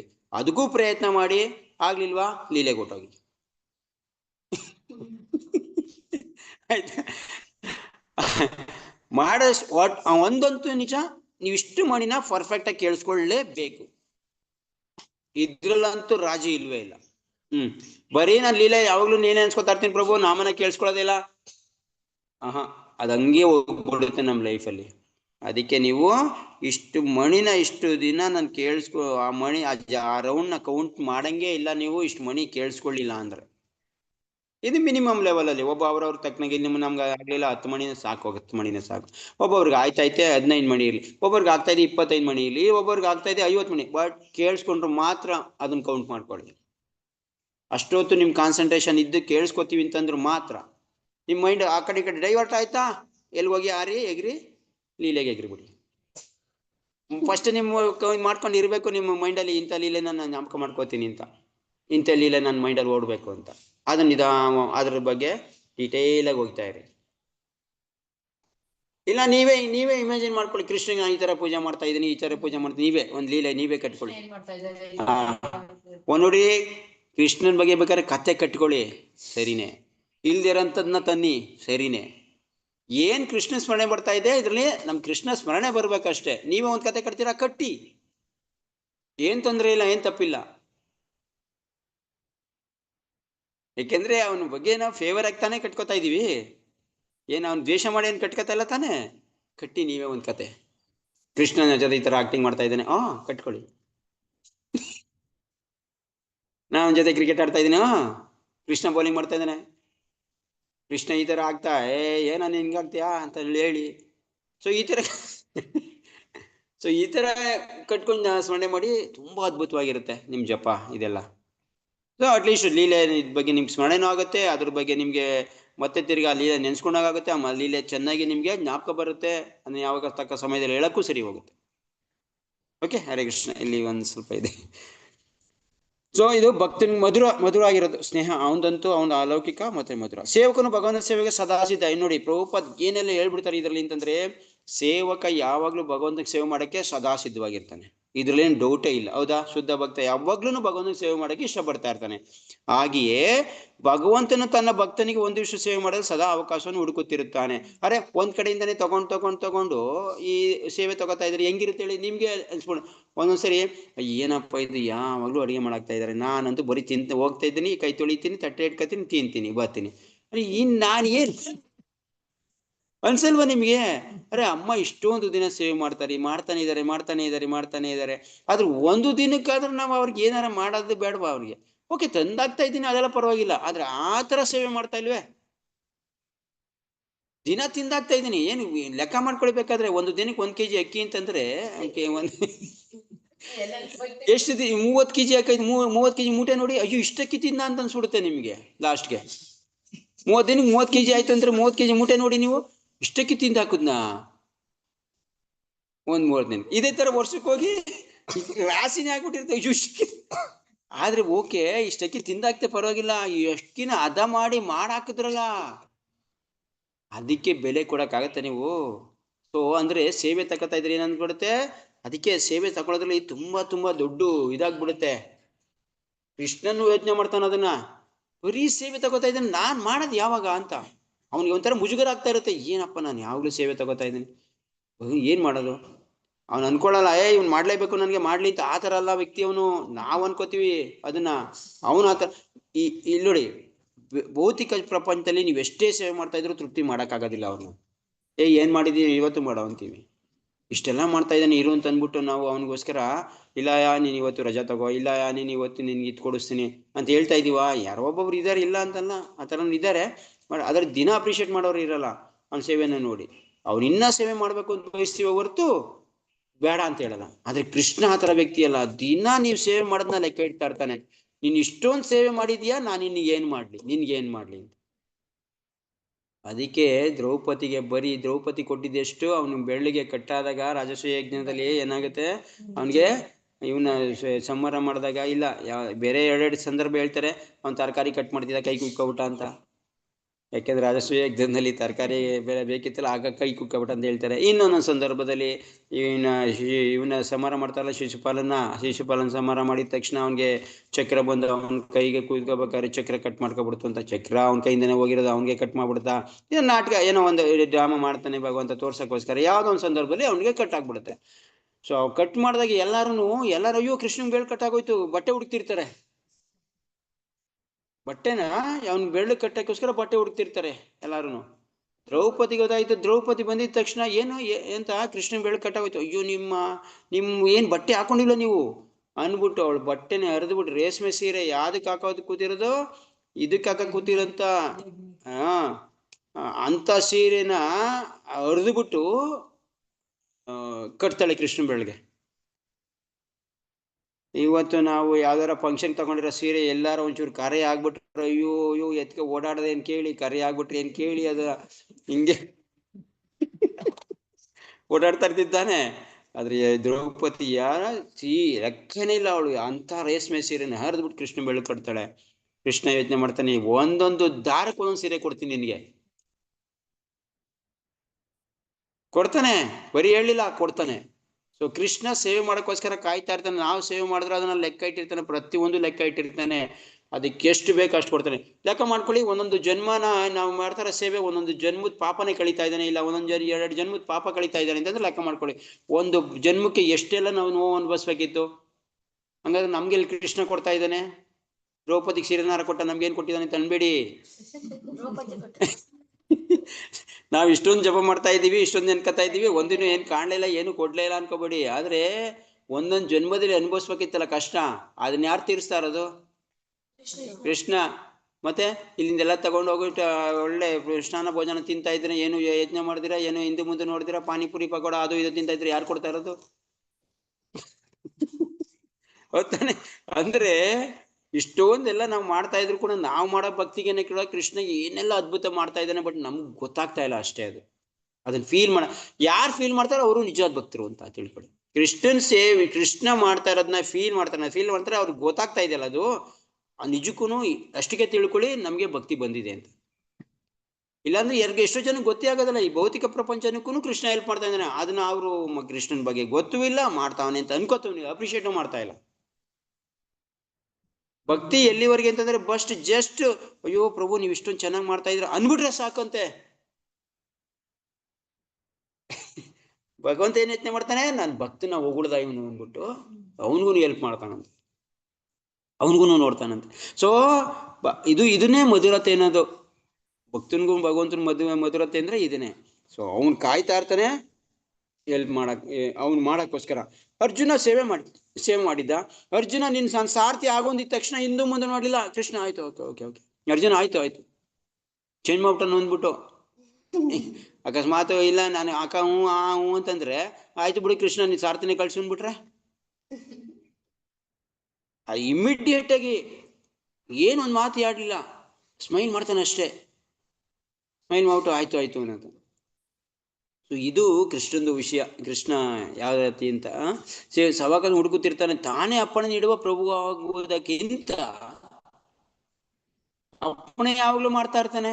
ಪ್ರತಿಯೊಂದು ಕ್ಷಣಕ್ಕೂ ಅಪ್ಪಣೆ ಇದು ಮಾಡ್ಬೇಡ, ಅದನ್ನ ಮಾಡ್ಬೇಡ, ಹಂಗ್ ಮಾಡೋ ಹಿಂಗ್ ಮಾಡೋ ಇದನ್ನ ತಾನೇ ಮಾಡ್ತಾ ಇದ್ದೀವಿ ನಾವು. ಕೃಷ್ಣ ಇದು ಶಿಕ್ಷಣ ಜಾಸ್ತಿ ಇದೆ, ನಿನ್ಗೆ ಹಂಗಾಗಲ್ಲ ನಿನ್ಗೆ ಹಿಂಗಲ್ಲ ಅಂತ ಅಪ್ಪಣೆ ಮಾಡಂತ ವ್ಯಕ್ತಿನೇ ಅವನು ಮಾಡಲೇಬೇಕು, ಮಾಡ್ತಾ ಇದ್ದಾನೆ. ಆದ್ರೆ ಅವನು ಹುಡುಕ್ತಾನೆ ತನ್ನ ಪರಿಶುದ್ಧ ಭಕ್ತನೇ ತನಗೆ ಅಪ್ಪಣೆ ನೀಡುವ ಅನುಕೂಲಕ್ಕಾಗಿ ಸ್ಥಾನವನ್ನು ವಹಿಸಿಕೊಂಡಾಗ ಭಗವಂತನಿಗೆ ಹೆಚ್ಚು ಸಂತೋಷ. ನೋಡಿ ಯಾವ ತರ ವ್ಯಾಖ್ಯಾನ ಮಾಡಿದ್ದಾರೆ ಪ್ರಭುಪಾದು. ಅರ್ಜುನ ಒಂದೇ ಒಂದು ಮಾತು ಹೇಳಿದ್ನ, ನಿಲ್ಸು ಅಂತ ಹೇಳಿದ ಮಾತನ್ನ ಯಾವ ತರ ವ್ಯಾಖ್ಯಾನ ಮಾಡ್ತಾ ಇದ್ದಾರೆ. ಇದು ಭಕ್ತಿ ಬೆಳೆಯುತ್ತೆ ಇಲ್ವೋ ಹೇಳ್ಬೇಡಿ ನೀವೇ. ಇದು ಭಗವಂತನ ಬಗ್ಗೆ ಪ್ರೀತಿ ಉಡುತ್ತಾ ಇಲ್ವೋ ನಮ್ಗೆ? ಅವನು ಅಪ್ಪಣೆ ನೀಡುವಾಗ ಕೃಷ್ಣನಿಗೆ ಸಂತೋಷ ಅಂತೆ. ಇಲ್ಲಿ ವಿರುದ್ಧ ನಮ್ದೇನ್ ಕತೆ, ಅಪ್ಪಣೆ ನೀಡಿದ್ರೆ ನಮ್ಗೆ ದ್ವೇಷ. ಅಪ್ಪಣೆ ಮಾಡ್ತಾರ ನೀನ್ ನನಗೆ ಹಿಂಗೆ ಹೇಳ್ಬಿಟ್ಟಲ್ಲ ನೀನು. ಅವನ ಮೇಲೆ ಏನ ದ್ವೇಷ ನಿನಗೂ ಮಾಡ್ತಿರೋ ಜಾಸ್ತಿ ಟೈಮ್ ಸಿಗ್ಲಿ ನನಗೆ. ಪ್ರಭು ನನ್ಗೆ ಹೊಡೆದ್ರಲ್ಲ, ದೊಡ್ಡವನಾದ್ಮೇಲೆ ನೋಡ್ಕೋತೀನಿ ನಿನ್ನ. ಎಲ್ಲಾರು ಸಿಗ್ತಿರಲ್ಲ ನೀವು, ರೋಡಲ್ಲಿ ಸಿಗ್ತಿರಲ್ಲ, ನಾನು ಅಲ್ಲ ಇಲ್ಲಿ ಹೋದಾಗ ಕಾಲೇಜ್ಗೆ ಹೋಗ್ತಾ ಇರುವಾಗ ಆವಾಗ ನೋಡ್ಕೊತೀನಿ ನಿಮ್ಮನ್ನ.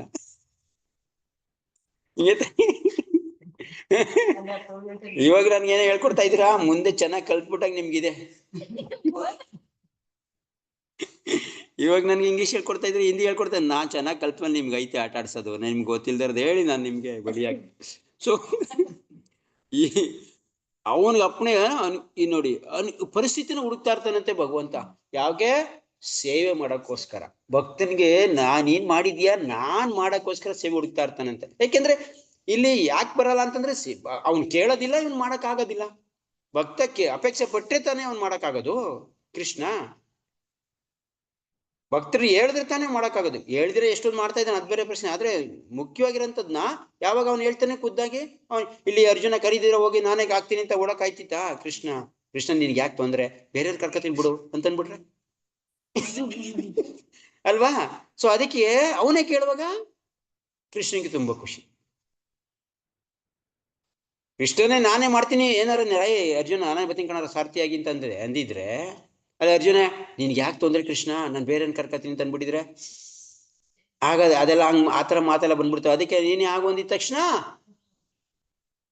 ಓಯ್ ಇದು ನಮ್ ಕೈಲಿ ಕೃಷ್ಣನೇ ಮಾತಾಡ್ಸ್ತಾನೆ ಅನ್ಕೋಬಿಡಿ. ಕೃಷ್ಣ ಇಲ್ಲ, ನೀವೇ ಹೇಳ್ಬೇಕಿದನ್ನ. ಈಗ ಅರ್ಜುನನ್ ಕೈಲಿ ಕೃಷ್ಣನೇ ಹೇಳಿಸ್ಬಿಟ್ನೇನೋ, ಇದು ಬೇಡ, ಈ ಭಾವನೆ ಬೇಡ, ಇದು ಹಿಂಗ್ ಹೇಳ್ಸಿಲ್ಲ. ಅರ್ಜುನನ ಅಪೇಕ್ಷೆ ಪಟ್ಟೆ ಕೃಷ್ಣನ ನೀನೇ ನನ್ ಸಾರಥಿ ಆಗು ಅಂತ ಕೇಳಿರೋದು. ಎಲ್ಲ ಕೃಷ್ಣ ತಾನೇ ಮಾಡ್ಸೋದು. ಇದನ್ನು ಅವನ ಕೈಲಿ ಅವನೇ ಮಾಡಿಸ್ಬಿಟ್ಟು ಅವನೇ ಒಪ್ಕೊಂಡಿದ್ದಾನೇನೋ ಅನ್ಕೊಂಬಾರ್ದು ನಾವು. ಅವನೇ ಬುದ್ಧಿ ಕೊಟ್ಟಿರೋದು, ಅವನೇ ಸ್ಮರಣೆ ಕೊಟ್ಟಿರೋದು.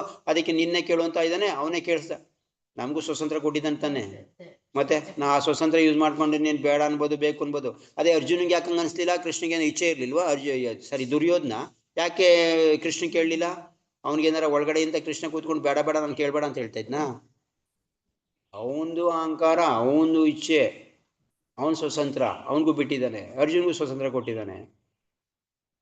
ಸೊ ಈ ತರ ಸೊ ಅವನೇ ಅಪ್ಲೈ ಮಾಡೋ ಅನ್ಕೊಂಡ್ರೆ ಕೃಷ್ಣಗೆ, ಆದ್ರೆ ಅಪ್ಲೈ ಮಾಡ್ತಾ ಇದ್ರೆ ನಾವೆಲ್ಲ ಮಾಡಿದ್ರೆ ಕೇಳ್ಬಿಡ್ತೀರ, ಆಮೇಲೆ ನೀವು ಮಾಡಕ್ ಹೋಗ್ಬಿಟ್ರೆ ಆಯೇ ಕೃಷ್ಣ ಬೈಲಿ ಅತ್ತಗ ಬೈಲಿ ಇತ್ತಗ ಬೈಲಿ ಅಂತ ಯಾರು ಮಾಡ್ಬೇಕು? ಶುದ್ಧ ಭಕ್ತ ಅದನ್ನ ಮಾತ್ರ ಮಾತು ಕೇಳೋದು. ಆಮೇಲೆ ನಾಳೆ ಅದ್ ಹಿಡ್ಕೊಬಿಟ್ಟಿರಿ ಕೃಷ್ಣ ಏನಿದೆ ನೀನ್ ಹಿಂಗ್ ಭಕ್ತ ಆಗಿದ್ರೆ ಮಾತ್ರ ಈ ಮಾತು ಹೇಳ್ತಾ ಇರೋದು. ಶುದ್ಧ ಭಕ್ತ ಪ್ರಭುಪಾದ ಕೇಳ್ತಾರೆ, ಪರಿಶುದ್ಧ ಭಕ್ತನೇ, ಪರಿಶುದ್ಧ ಭಕ್ತನೇ ತನಗೆ ಅಪ್ಪಣೆ ನೀಡುವ ಅನುಕೂಲಕರ ಸ್ಥಾನವನ್ನು ವಹಿಸಿಕೊಂಡಾಗ ಭಗವಂತನಿಗೆ ಹೆಚ್ಚು ಸಂತೋಷ. ಓಕೆ, ಅವನೇ ಪ್ರಭುವಾಗುವುದರಿಂದ ಎಲ್ಲರೂ ಅವನ ಆಜ್ಞಾಧಾರಕರು. ಅವನೇ ಪ್ರಭು ಆಗಿರೋದ್ರಿಂದ ಭಗವಂತನೇ ಪ್ರಭು, ಭಗವಂತನೇ ಒಡೆಯ. ಸೊ ಅವನ ಆಜ್ಞೆ ಅವನದು, ಎಲ್ಲ ಅವನ ಆಜ್ಞೆನ ಸ್ವೀಕಾರ ಮಾಡೋದು, ಅವನ ಆಜ್ಞಾ ಪಾಲನೆ ಮಾಡೋದು ಎಲ್ಲರದು ಕರ್ತವ್ಯ, ಧರ್ಮ ಕೂಡ. ಅವನಿಗೆ ಅಪ್ಪಣೆ ಮಾಡಲು ಅವನಿಗಿಂತ ಹುಚ್ಚರಾದರೂ ಇಲ್ಲ. ಅವನಿಗೆ ಕೃಷ್ಣಗೆ ಅಪ್ಪಣೆ ಮಾಡಕ್ಕೆ ಅವನಿಗಿನ್ನ ಯಾರು ಮೇಲಿಲ್ಲ. ಯಾರಿದ್ದಾರೆ ಭಗವಂತನಿಗೆ? ಅಸಮವರ್ಧವ. ಅವನಿಗೆ ಸಮನೂ ಇಲ್ಲ, ಅವನಿಗುನ್ನ ಮೇಲ್ಗಡೆ ಯಾರೂ ಇಲ್ಲ.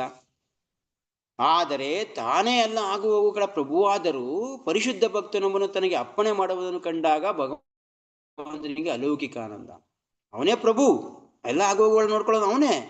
ಅದೇ ಪರಿಶುದ್ಧ ಭಕ್ತನೊಬ್ಬನು ತನಗೆ ಅಪ್ಪಣೆ ಮಾಡುವುದನ್ನು ಕಂಡಾಗ, ಯಾರು ಪರಿಶುದ್ಧ ಭಕ್ತ ಅವನಿಗೆ ಅಪ್ಪಣೆ ಮಾಡ್ತಾನಲ್ಲ, ಇದನ್ನ ಎಷ್ಟೋ ಸಂದರ್ಭದಲ್ಲಿ ನೋಡ್ತಾನೆ. ನಾಮದೇವ್ ಗೊತ್ತಲ್ಲ, ನಾಮದೇವ್ ಪುಂಡರೀಕ, ಅವನ ಟೈಮಲ್ಲಿ ಒಂದ್ಸರಿ ನಾಮದೇವ್ ಬಂದ್ಬಿಟ್ಟು ಹೇಳ್ತಾನೆ, ಭಗವಂತ ಇವಾಗ ನಮ್ಮನೆಗೆ ಬಂದು ಊಟ ಮಾಡು, ಇಲ್ಲಿ ತಂದ್ಕೊಟ್ಟು ಸಾಕಾಗಿದೆ ನನಗೆ ಅಲ್ಲಿಗೆ ಬಾ ಅಂತ ಕರೀತಿರ್ತಾನೆ. ಅಲ್ಲಿಗೆ ಬಂದ್ರೆ ಇಲ್ಲಿ ಯಾರು ನಿಂತ್ಕೊಳ್ಳೋದು? ಸುಮ್ಮನೆ ಇರಪ್ಪ ನೀನು, ಇಲ್ಲಿ ಯಾರು ನಿಂತ್ಕೊಂಡು ನಮ್ಮ ಭಕ್ತರಿಗೆಲ್ಲ ನೋಡ್ಬೇಕು ಅಂತ ಇವನು ಯಾರು? ಪಾಂಡುರಂಗ ಕೃಷ್ಣ. ಅದಕ್ಕೆ ಇಲ್ಲ, ಒಂದ್ಸರಿ ನಮ್ಮನೆಗೆ ಬಾ, ನಮ್ಮನೆಗೆ ಒಳ್ಳೆ ಚೆನ್ನಾಗಿ ಔತಣ ಮಾಡ್ತೀನಿ ಅಂತ ಇವನು. ಸರಿ ಆಯ್ತಪ್ಪ, ಸರಿ ಆಯ್ತು, ಒಂದ್ ಕೆಲಸ ಮಾಡು, ನಾನು ನಿಮ್ಮ ಮನೆಗೆ ಊಟಕ್ಕೆ ಹೋಗ್ತೀನಿ, ನೀನ್ ನನ್ನ ಸ್ಥಾನದಲ್ಲಿ ನಿಂತ್ಕೋ. ಯಾರಿಗೆ ಹೇಳ್ತೇನೆ? ಕೃಷ್ಣ ಹೇಳ್ತೇನೆ ಪಾಂಡವ ಇವನ್ಗೆ, ನಾಮದೇವ್ಗೆ, ನೀನ್ ನನ್ನ ಸ್ಥಾನದಲ್ಲಿ ನಿಂತ್ಕೋ ಅಂತ ಹೇಳ್ತೇನೆ. ಅದೆಲ್ಲ ಆಗಲ್ಲ, ಯಾರು ನಾನು ನಿಂತ್ಕೊಂಡು ಏನ್ ಮಾಡಕ್ಕಾಗತ್ತೆ? ಆಗಲ್ಲ, ಅದೆಲ್ಲ ಆಗೋದಿಲ್ಲ. ನಿನ್ ಸ್ಥಾನ ನಂಗೆ ಒಪ್ಕೊಳ್ಳೋದೆ. ನಿಂತ್ಕೊಪ್ಪ, ನೀನು ಹೇಳ್ಕೊದು, ನಾನು ಸ್ಥಾನ ತಗೋಬೇಡ, ಸುಮ್ನೆ ನಿಂತ್ಕೋ ಜಸ್ಟ್. ನೀನು ಏನ್ ಮಾಡು, ಸುಮ್ಮನೆ ಕಣ್ಣಿನ ಅಡಿ ಮೇಲೆ ಕೈ ಹಾಕೋ, ಎಲ್ಲ ನೋಡ್ತಾ ಇರು, ಕಣ್ಣು ಮುಚ್ಕೊಂಡ್ಬಿಟ್ಟಿರು. ಬಿಟ್ಟಲ್ಲಿ ಹೆಂಗ್ ನಿಂತಿರ್ತಾನೆ, ನಡ್ ಮೇಲೆ ಕೈ ಆಗತ್ತಾನೆ, ಹಂಗ್ ನಿಂತಿರು ಅಷ್ಟೇ. ನೀನ್ ಏನು ಮಾಡಕ್ ಹೋಗ್ಬೇಡ. ಎಲ್ಲರೂ ಬರ್ತಾರೆ, ನಮಸ್ಕಾರ ಮಾಡ್ತಾರೆ, ಕಾಲಿಗೆ ನಮಸ್ಕಾರ ಮಾಡ್ತಾರೆ, ಅವ್ರ ಬೇವ್ರಿಗೆವ್ರು ಎಲ್ಲ ನಿನ್ಗೆ ಅಂಟುತ್ತೆ. ಏನ್ ಬೇಜಾರು ಮಾಡ್ಕೊಬೇಡ. ಹಿಂಗೆ ತಾನೇ ಆಗ್ತಾ ಇರೋದು.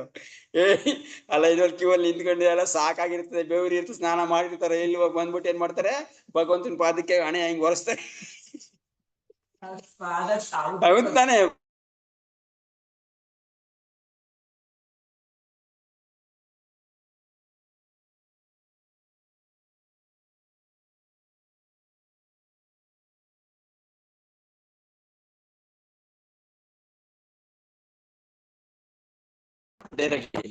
ಅದು ಏನೋ ಕತ್ನೆ ಮುಗಿಸ್ಬೋದು. ಎಲ್ಲಾರು ಬರ್ತಾರೆ, ಏನ್ ಬೇವ್ರು ಇರ್ತದೋ, ಸ್ನಾನ ಮಾಡಿರ್ತವೆ, ಏನು ಗೊತ್ತಿಲ್ಲ, ಹುಚ್ಚ ಕೂತವೆ.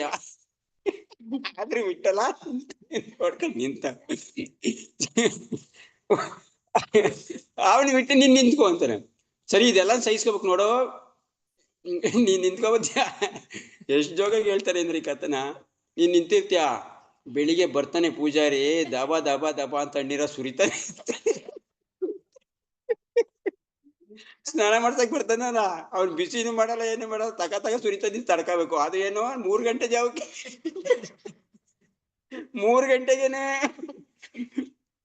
ಏನ್ ಟೈಮ್ ಮಾಡಿ ಸುರಿಯಲ್ಲ ಅವನು ನಿನಗೆ. 3 ಗಂಟೆಗೆ ತಣ್ಣೀರ್ ಸುರಿತಾನೆ, ತಡ್ಕೋಬೇಕು.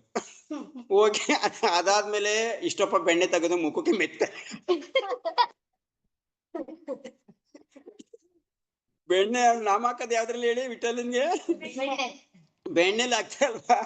ಆ ಬೆಣ್ಣೆನ ನಿನ್ ಮುಖಕ್ಕೆ ಹಾಕಿ ಬಡಿತಾನೆ, ಏನ್ ಕಣ್ಣೆಲ್ಲ ಮುಚ್ಚಾಕ್ಬಿಡ್ತಾನೆ, ಕಣ್ಣಿಗೆಲ್ಲ ಒಳಗೆ ಹೋದ್ರು ಕೂಡ ತಡ್ಕೊಂಡಿರ್ಬೇಕು ನೀನು. ಹಂಗ್ ಮಾಡ್ತಾನೆ, ತಡ್ಕೋಬೇಕು ನೀನು.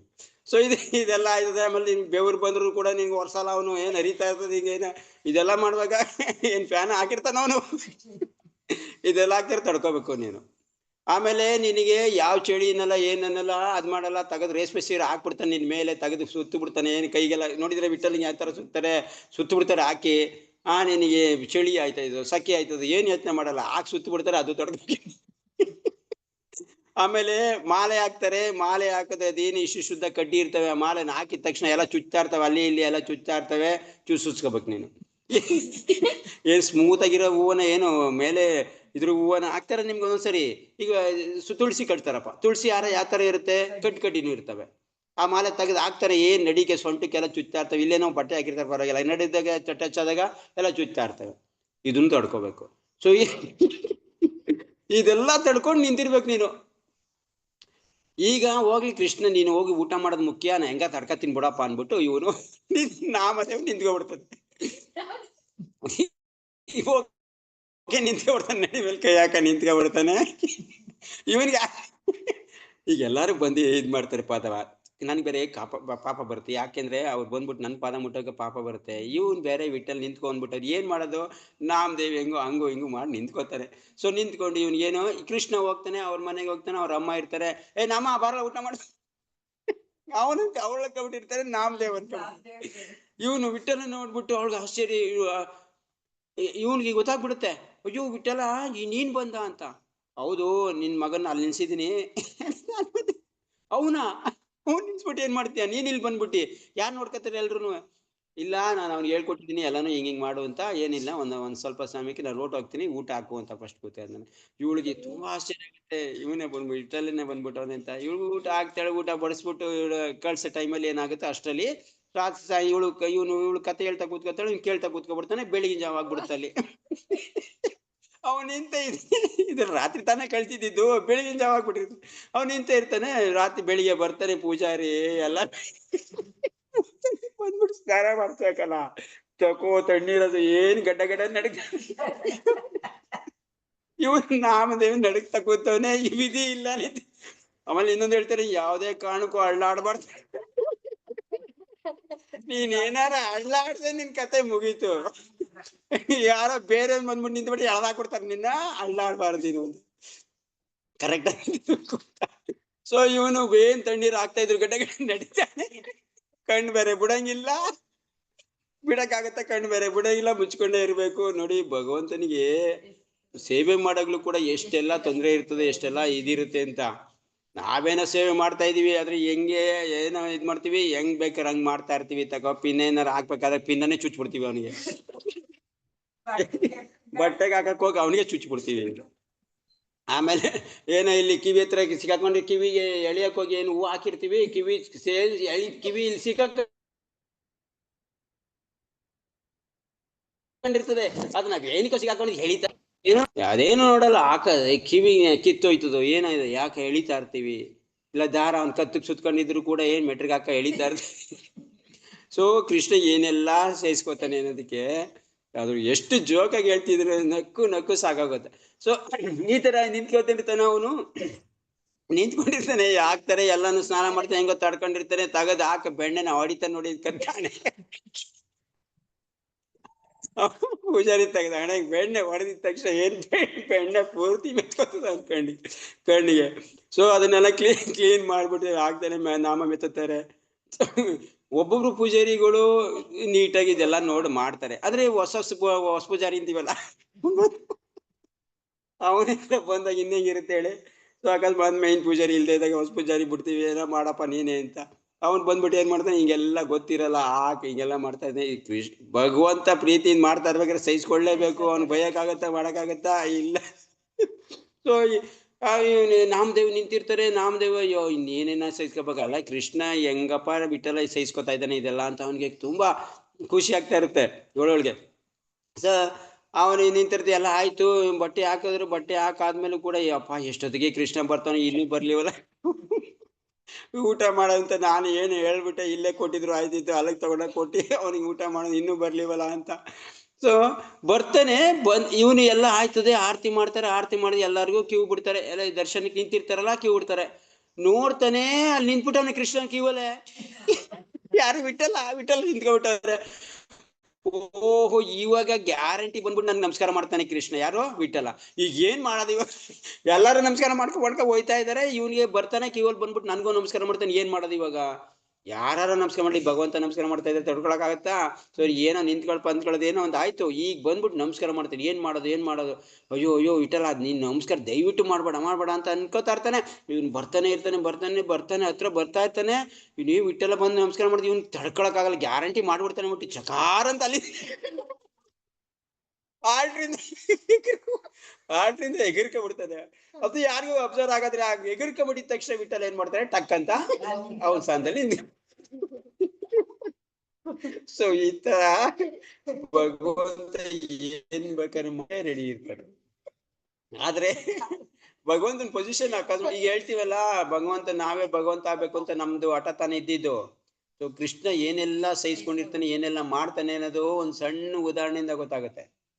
ಸೊ ಏನೆಲ್ಲ ಸಹಿಸ್ಕೋಬೇಕು ಅಂತ ಲೆಕ್ಕ ಮಾಡ್ಕೊಳ್ಳಿ. ಎಷ್ಟು ಜನ ಬರ್ತಾರೆ, ಎಲ್ಲಿಂದ ಬಂದಿರ್ತಾರೆ, ಏನ್ ಮಾಡಿರ್ತಾರೋ ಗೊತ್ತಿಲ್ಲ, ಏನ್ ಬೆವರು ವಾಸನೆ ಹೊಡಿತಾ ಇರ್ತದೆ, ಕೆಟ್ಟಾಗದೆ ಹಿಂಗ ಒರ್ಸ್ಕೊಂಡು ಹೋಯ್ತಾ ಇರ್ತಾರೆ. ಏನೆಲ್ಲ ಸಹಿಸ್ಕೋಬೇಕು ಭಗವಂತ. ಆದ್ರೂ ಪ್ರೀತಿಯಿಂದ ಭಗವಂತ, ಎಷ್ಟೊಂದು ಪ್ರೀತಿ ಭಗವಂತ ಭಕ್ತರ ಮೇಲೆ ಅಂತ, ಅನಾದಿ ಕಾಲದಿಂದ ಹಂಗೆ ನಿಂತಿದ್ದಾನೆ ಅಂತಂದ್ರೆ ಲೆಕ್ಕ ಮಾಡಿ ಭಗವಂತ. ಇದು ಭಗವಂತ. ಸೊ ಅವನೇ ಯಾರು ಅಪ್ಪಣೆ ಮಾಡೋದಂತವನ್ನೇ ಅದು ಅವನ್ಗೆ ತುಂಬಾ ಇಷ್ಟ. ಯಾರು ಅಪ್ಪಣೆ ಮಾಡ್ತಾರೋ ಅವ್ನು ತುಂಬಾ ಇಷ್ಟ ಭಗವಂತನು. ಅಂದ್ರೆ ಪರಿಶುದ್ಧ ಭಕ್ತ ಆಗಿರ್ಬೇಕು ಅವನಷ್ಟೇ. ಸೊ ಭಗವಂತನ ಪರಿಶುದ್ಧ ಭಕ್ತನಾದ ಅರ್ಜುನನಿಗೆ ತನ್ನ ದಾಯಾದಿಗಳನ್ನೇ ಮತ್ತು ಸೋದರರನ್ನು ಯುದ್ಧ ಮಾಡಲು ಇಚ್ಛೆ ಇರಲಿಲ್ಲ. ಯಾರಿಗೆ? ಅರ್ಜುನಿಗೆ ಇಚ್ಛೆ ಇರಲಿಲ್ಲ. ನೋಡಿ, ಪ್ರಭುಪಾದ ಇದನ್ನು ಬರೀತಾರೆ. ಅಹಂಕಾರ ಇದ್ದಿದ್ರೆ ಈ ತರ ಬರೀತಿದ್ರ ಪ್ರಭುಪಾದು? ಅಹಂಕಾರದಿಂದ ಭಾವನೆ ಹೊರಟಿದ್ರೆ. ಆದರೆ ಶಾಂತಿಯ ಮಾರ್ಗದ ಯಾವುದೇ ಸಂಧಾನಕ್ಕೆ ಒಪ್ಪದ ದುರ್ಯೋಧನನ ಹಠಮಾರಿತನದಿಂದ ಆತನು ರಣಭೂಮಿಗೆ ಬರಬೇಕಾಯಿತು. ಸೊ ಹಠಮಾರಿತನ ಏನಾಗಿದೆ, ಆಗದೇ ಇಲ್ಲ ಅನ್ನೋ ಪೊಸಿಷನ್ಗೆ ಅವನು ಬರ್ಬೇಕಾಯ್ತು. ಆದ್ದರಿಂದ ಅವನಿಗೆ ರಣಭೂಮಿಯಲ್ಲಿದ್ದ ಪ್ರಮುಖರನ್ನು ಕಾಣುವ ಆತಂಕ ಉಂಟಾಯಿತು. ಯಾಕೆ? ಮುಖ್ಯವಾಗಿರೋನ್ನ ಕಾರಣಕ್ಕೋಸ್ಕರ ಅವನಿಗೆ ಬಯಕೆ ಆಯಿತು. ಇಂಥ ಬೇಡದಿರಂತ ಯುದ್ಧಕ್ಕೆ ಇವ್ರಷ್ಟೆಲ್ಲ ಬಂದು ಕೂತಿದಾರಲ್ಲ, ಸಾಯಕ್ಕೋಸ್ಕರ ಬಂದಿದಾರಲ್ಲ ಮೂರ್ಖರು ಇವರು. ಇದನ್ನ ಬೇಡದಿರಂತ ಯುದ್ಧ ಎಲ್ಲಾರನ್ನೂ ಸಂಹಾರ ಮಾಡಕ್ಕೆ ಅವರು ಸಾಯಕ್ಕೆ ಬಂದಿದಾರಲ್ಲ, ಅವ್ರನ್ನ ನೋಡಕ್ಕೆ ಅಂತ ಆತಂಕ ಆಯ್ತು. ರಾವಣ ಭೂಮಿಯಲ್ಲಿ ಶಾಂತಿಯ ಪ್ರಯತ್ನದ ಪ್ರಶ್ನೆಯೇ ಇದ್ದರು. ಇಲ್ಲಿ ಪ್ರಶ್ನೆನೇ ಇಲ್ಲ. ಯಾಕೆಂದ್ರೆ ಇಷ್ಟೊತ್ತವರೆಗೂ ಸಂಧಾನ ಮಾಡಕ್ ಹೋಗಿ ಎಲ್ಲರೂ ಸೋತೋಗ್ಬಿಟ್ಟಿದ್ದಾರೆ, ಆಗದೇ ಇಲ್ಲ. ಇಂಥಲ್ಲಿ ಇಲ್ಲ ಅಂದ್ರೂ ಕೂಡ ಇಲ್ಲದಿಲ್ಲ. ಅವರನ್ನು ಮತ್ತೆ ನೋಡುವ ಮತ್ತು ಅನಗತ್ಯವಾದ ಯುದ್ಧಕ್ಕೆ ಅವರು ಎಷ್ಟು ಕಾತರರಾಗಿದ್ದಾರೆ ಎಂದು ಕಾಣುವ ಬಯಕೆ ಅವನಿಗಾಯಿತು. ಸೊ ಅವರನ್ನು ಎಲ್ಲಾರನ್ನು ಅನಗತ್ಯವಾಗಿರಂತ ಯುದ್ಧಕ್ಕೆ, ಅಗತ್ಯ ಇಲ್ಲ, ಇದು ಬೇಕಾಗಿರ್ಲಿಲ್ಲ ಯುದ್ಧ, ಇಂಥ ಯುದ್ಧಕ್ಕೋಸ್ಕರ ಬಂದಿರೋರು ಎಷ್ಟು ಕಾತರಾಗಿದ್ದಾರೆ, ಎಷ್ಟು ಉತ್ಸಾಹದಿಂದ ಇದ್ದಾರೆ ಅನ್ನೋ ಒಂದು ಬಯಕೆ ಆಯ್ತು. ಅದಕ್ಕೋಸ್ಕರ ನನ್ನ ರಥ 7 ಸೈನ್ಯಗಳ ರಥನ ಮೇಲೆ ಮತ್ತೆ ನಿಲ್ಸು, ನಂದ ರಥನ ನಾನು ನೋಡ್ಬೇಕು, ಆಗ ಬಂದಿರೋರ್ನ ನೋಡ್ಬೇಕು ಅಂತ ಯಾರು? ಅರ್ಜುನ ಬೇಡ್ತಾ ಇದ್ರು. ಕೃಷ್ಣ ಮುಂದೆ ಅದೇ ತರ ಮಾಡ್ತಾನೆ. ಓಕೆ, ಏನ್ ಮಾಡ್ತಾನೆ ಅಂತ ಮುಂದೆ ನೋಡ. ಸೊ ಈ ಶ್ಲೋಕದಲ್ಲಿ ನಮ್ಮ ಜೀವನಕ್ಕೆ ಅಳವಡಿಸ್ಕೊಳ್ಳುವಂಥದ್ದು ಏನಂತದ್ದು ವಿಷಯ ಇಲ್ಲ.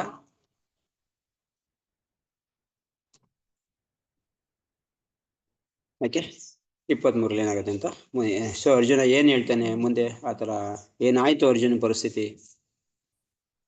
ಜಯ ಭಗವದ್ಗೀತೆ ತಾರೂಪಕಿ ಜಯ, ಶ್ರೀಲ ಪ್ರಭುಪಾದ ಕಿ ಜಯ. ಹರೇ ಕೃಷ್ಣ. ಬೇರೆ ಪ್ರಶ್ನೆ ಇದೆಯಾ?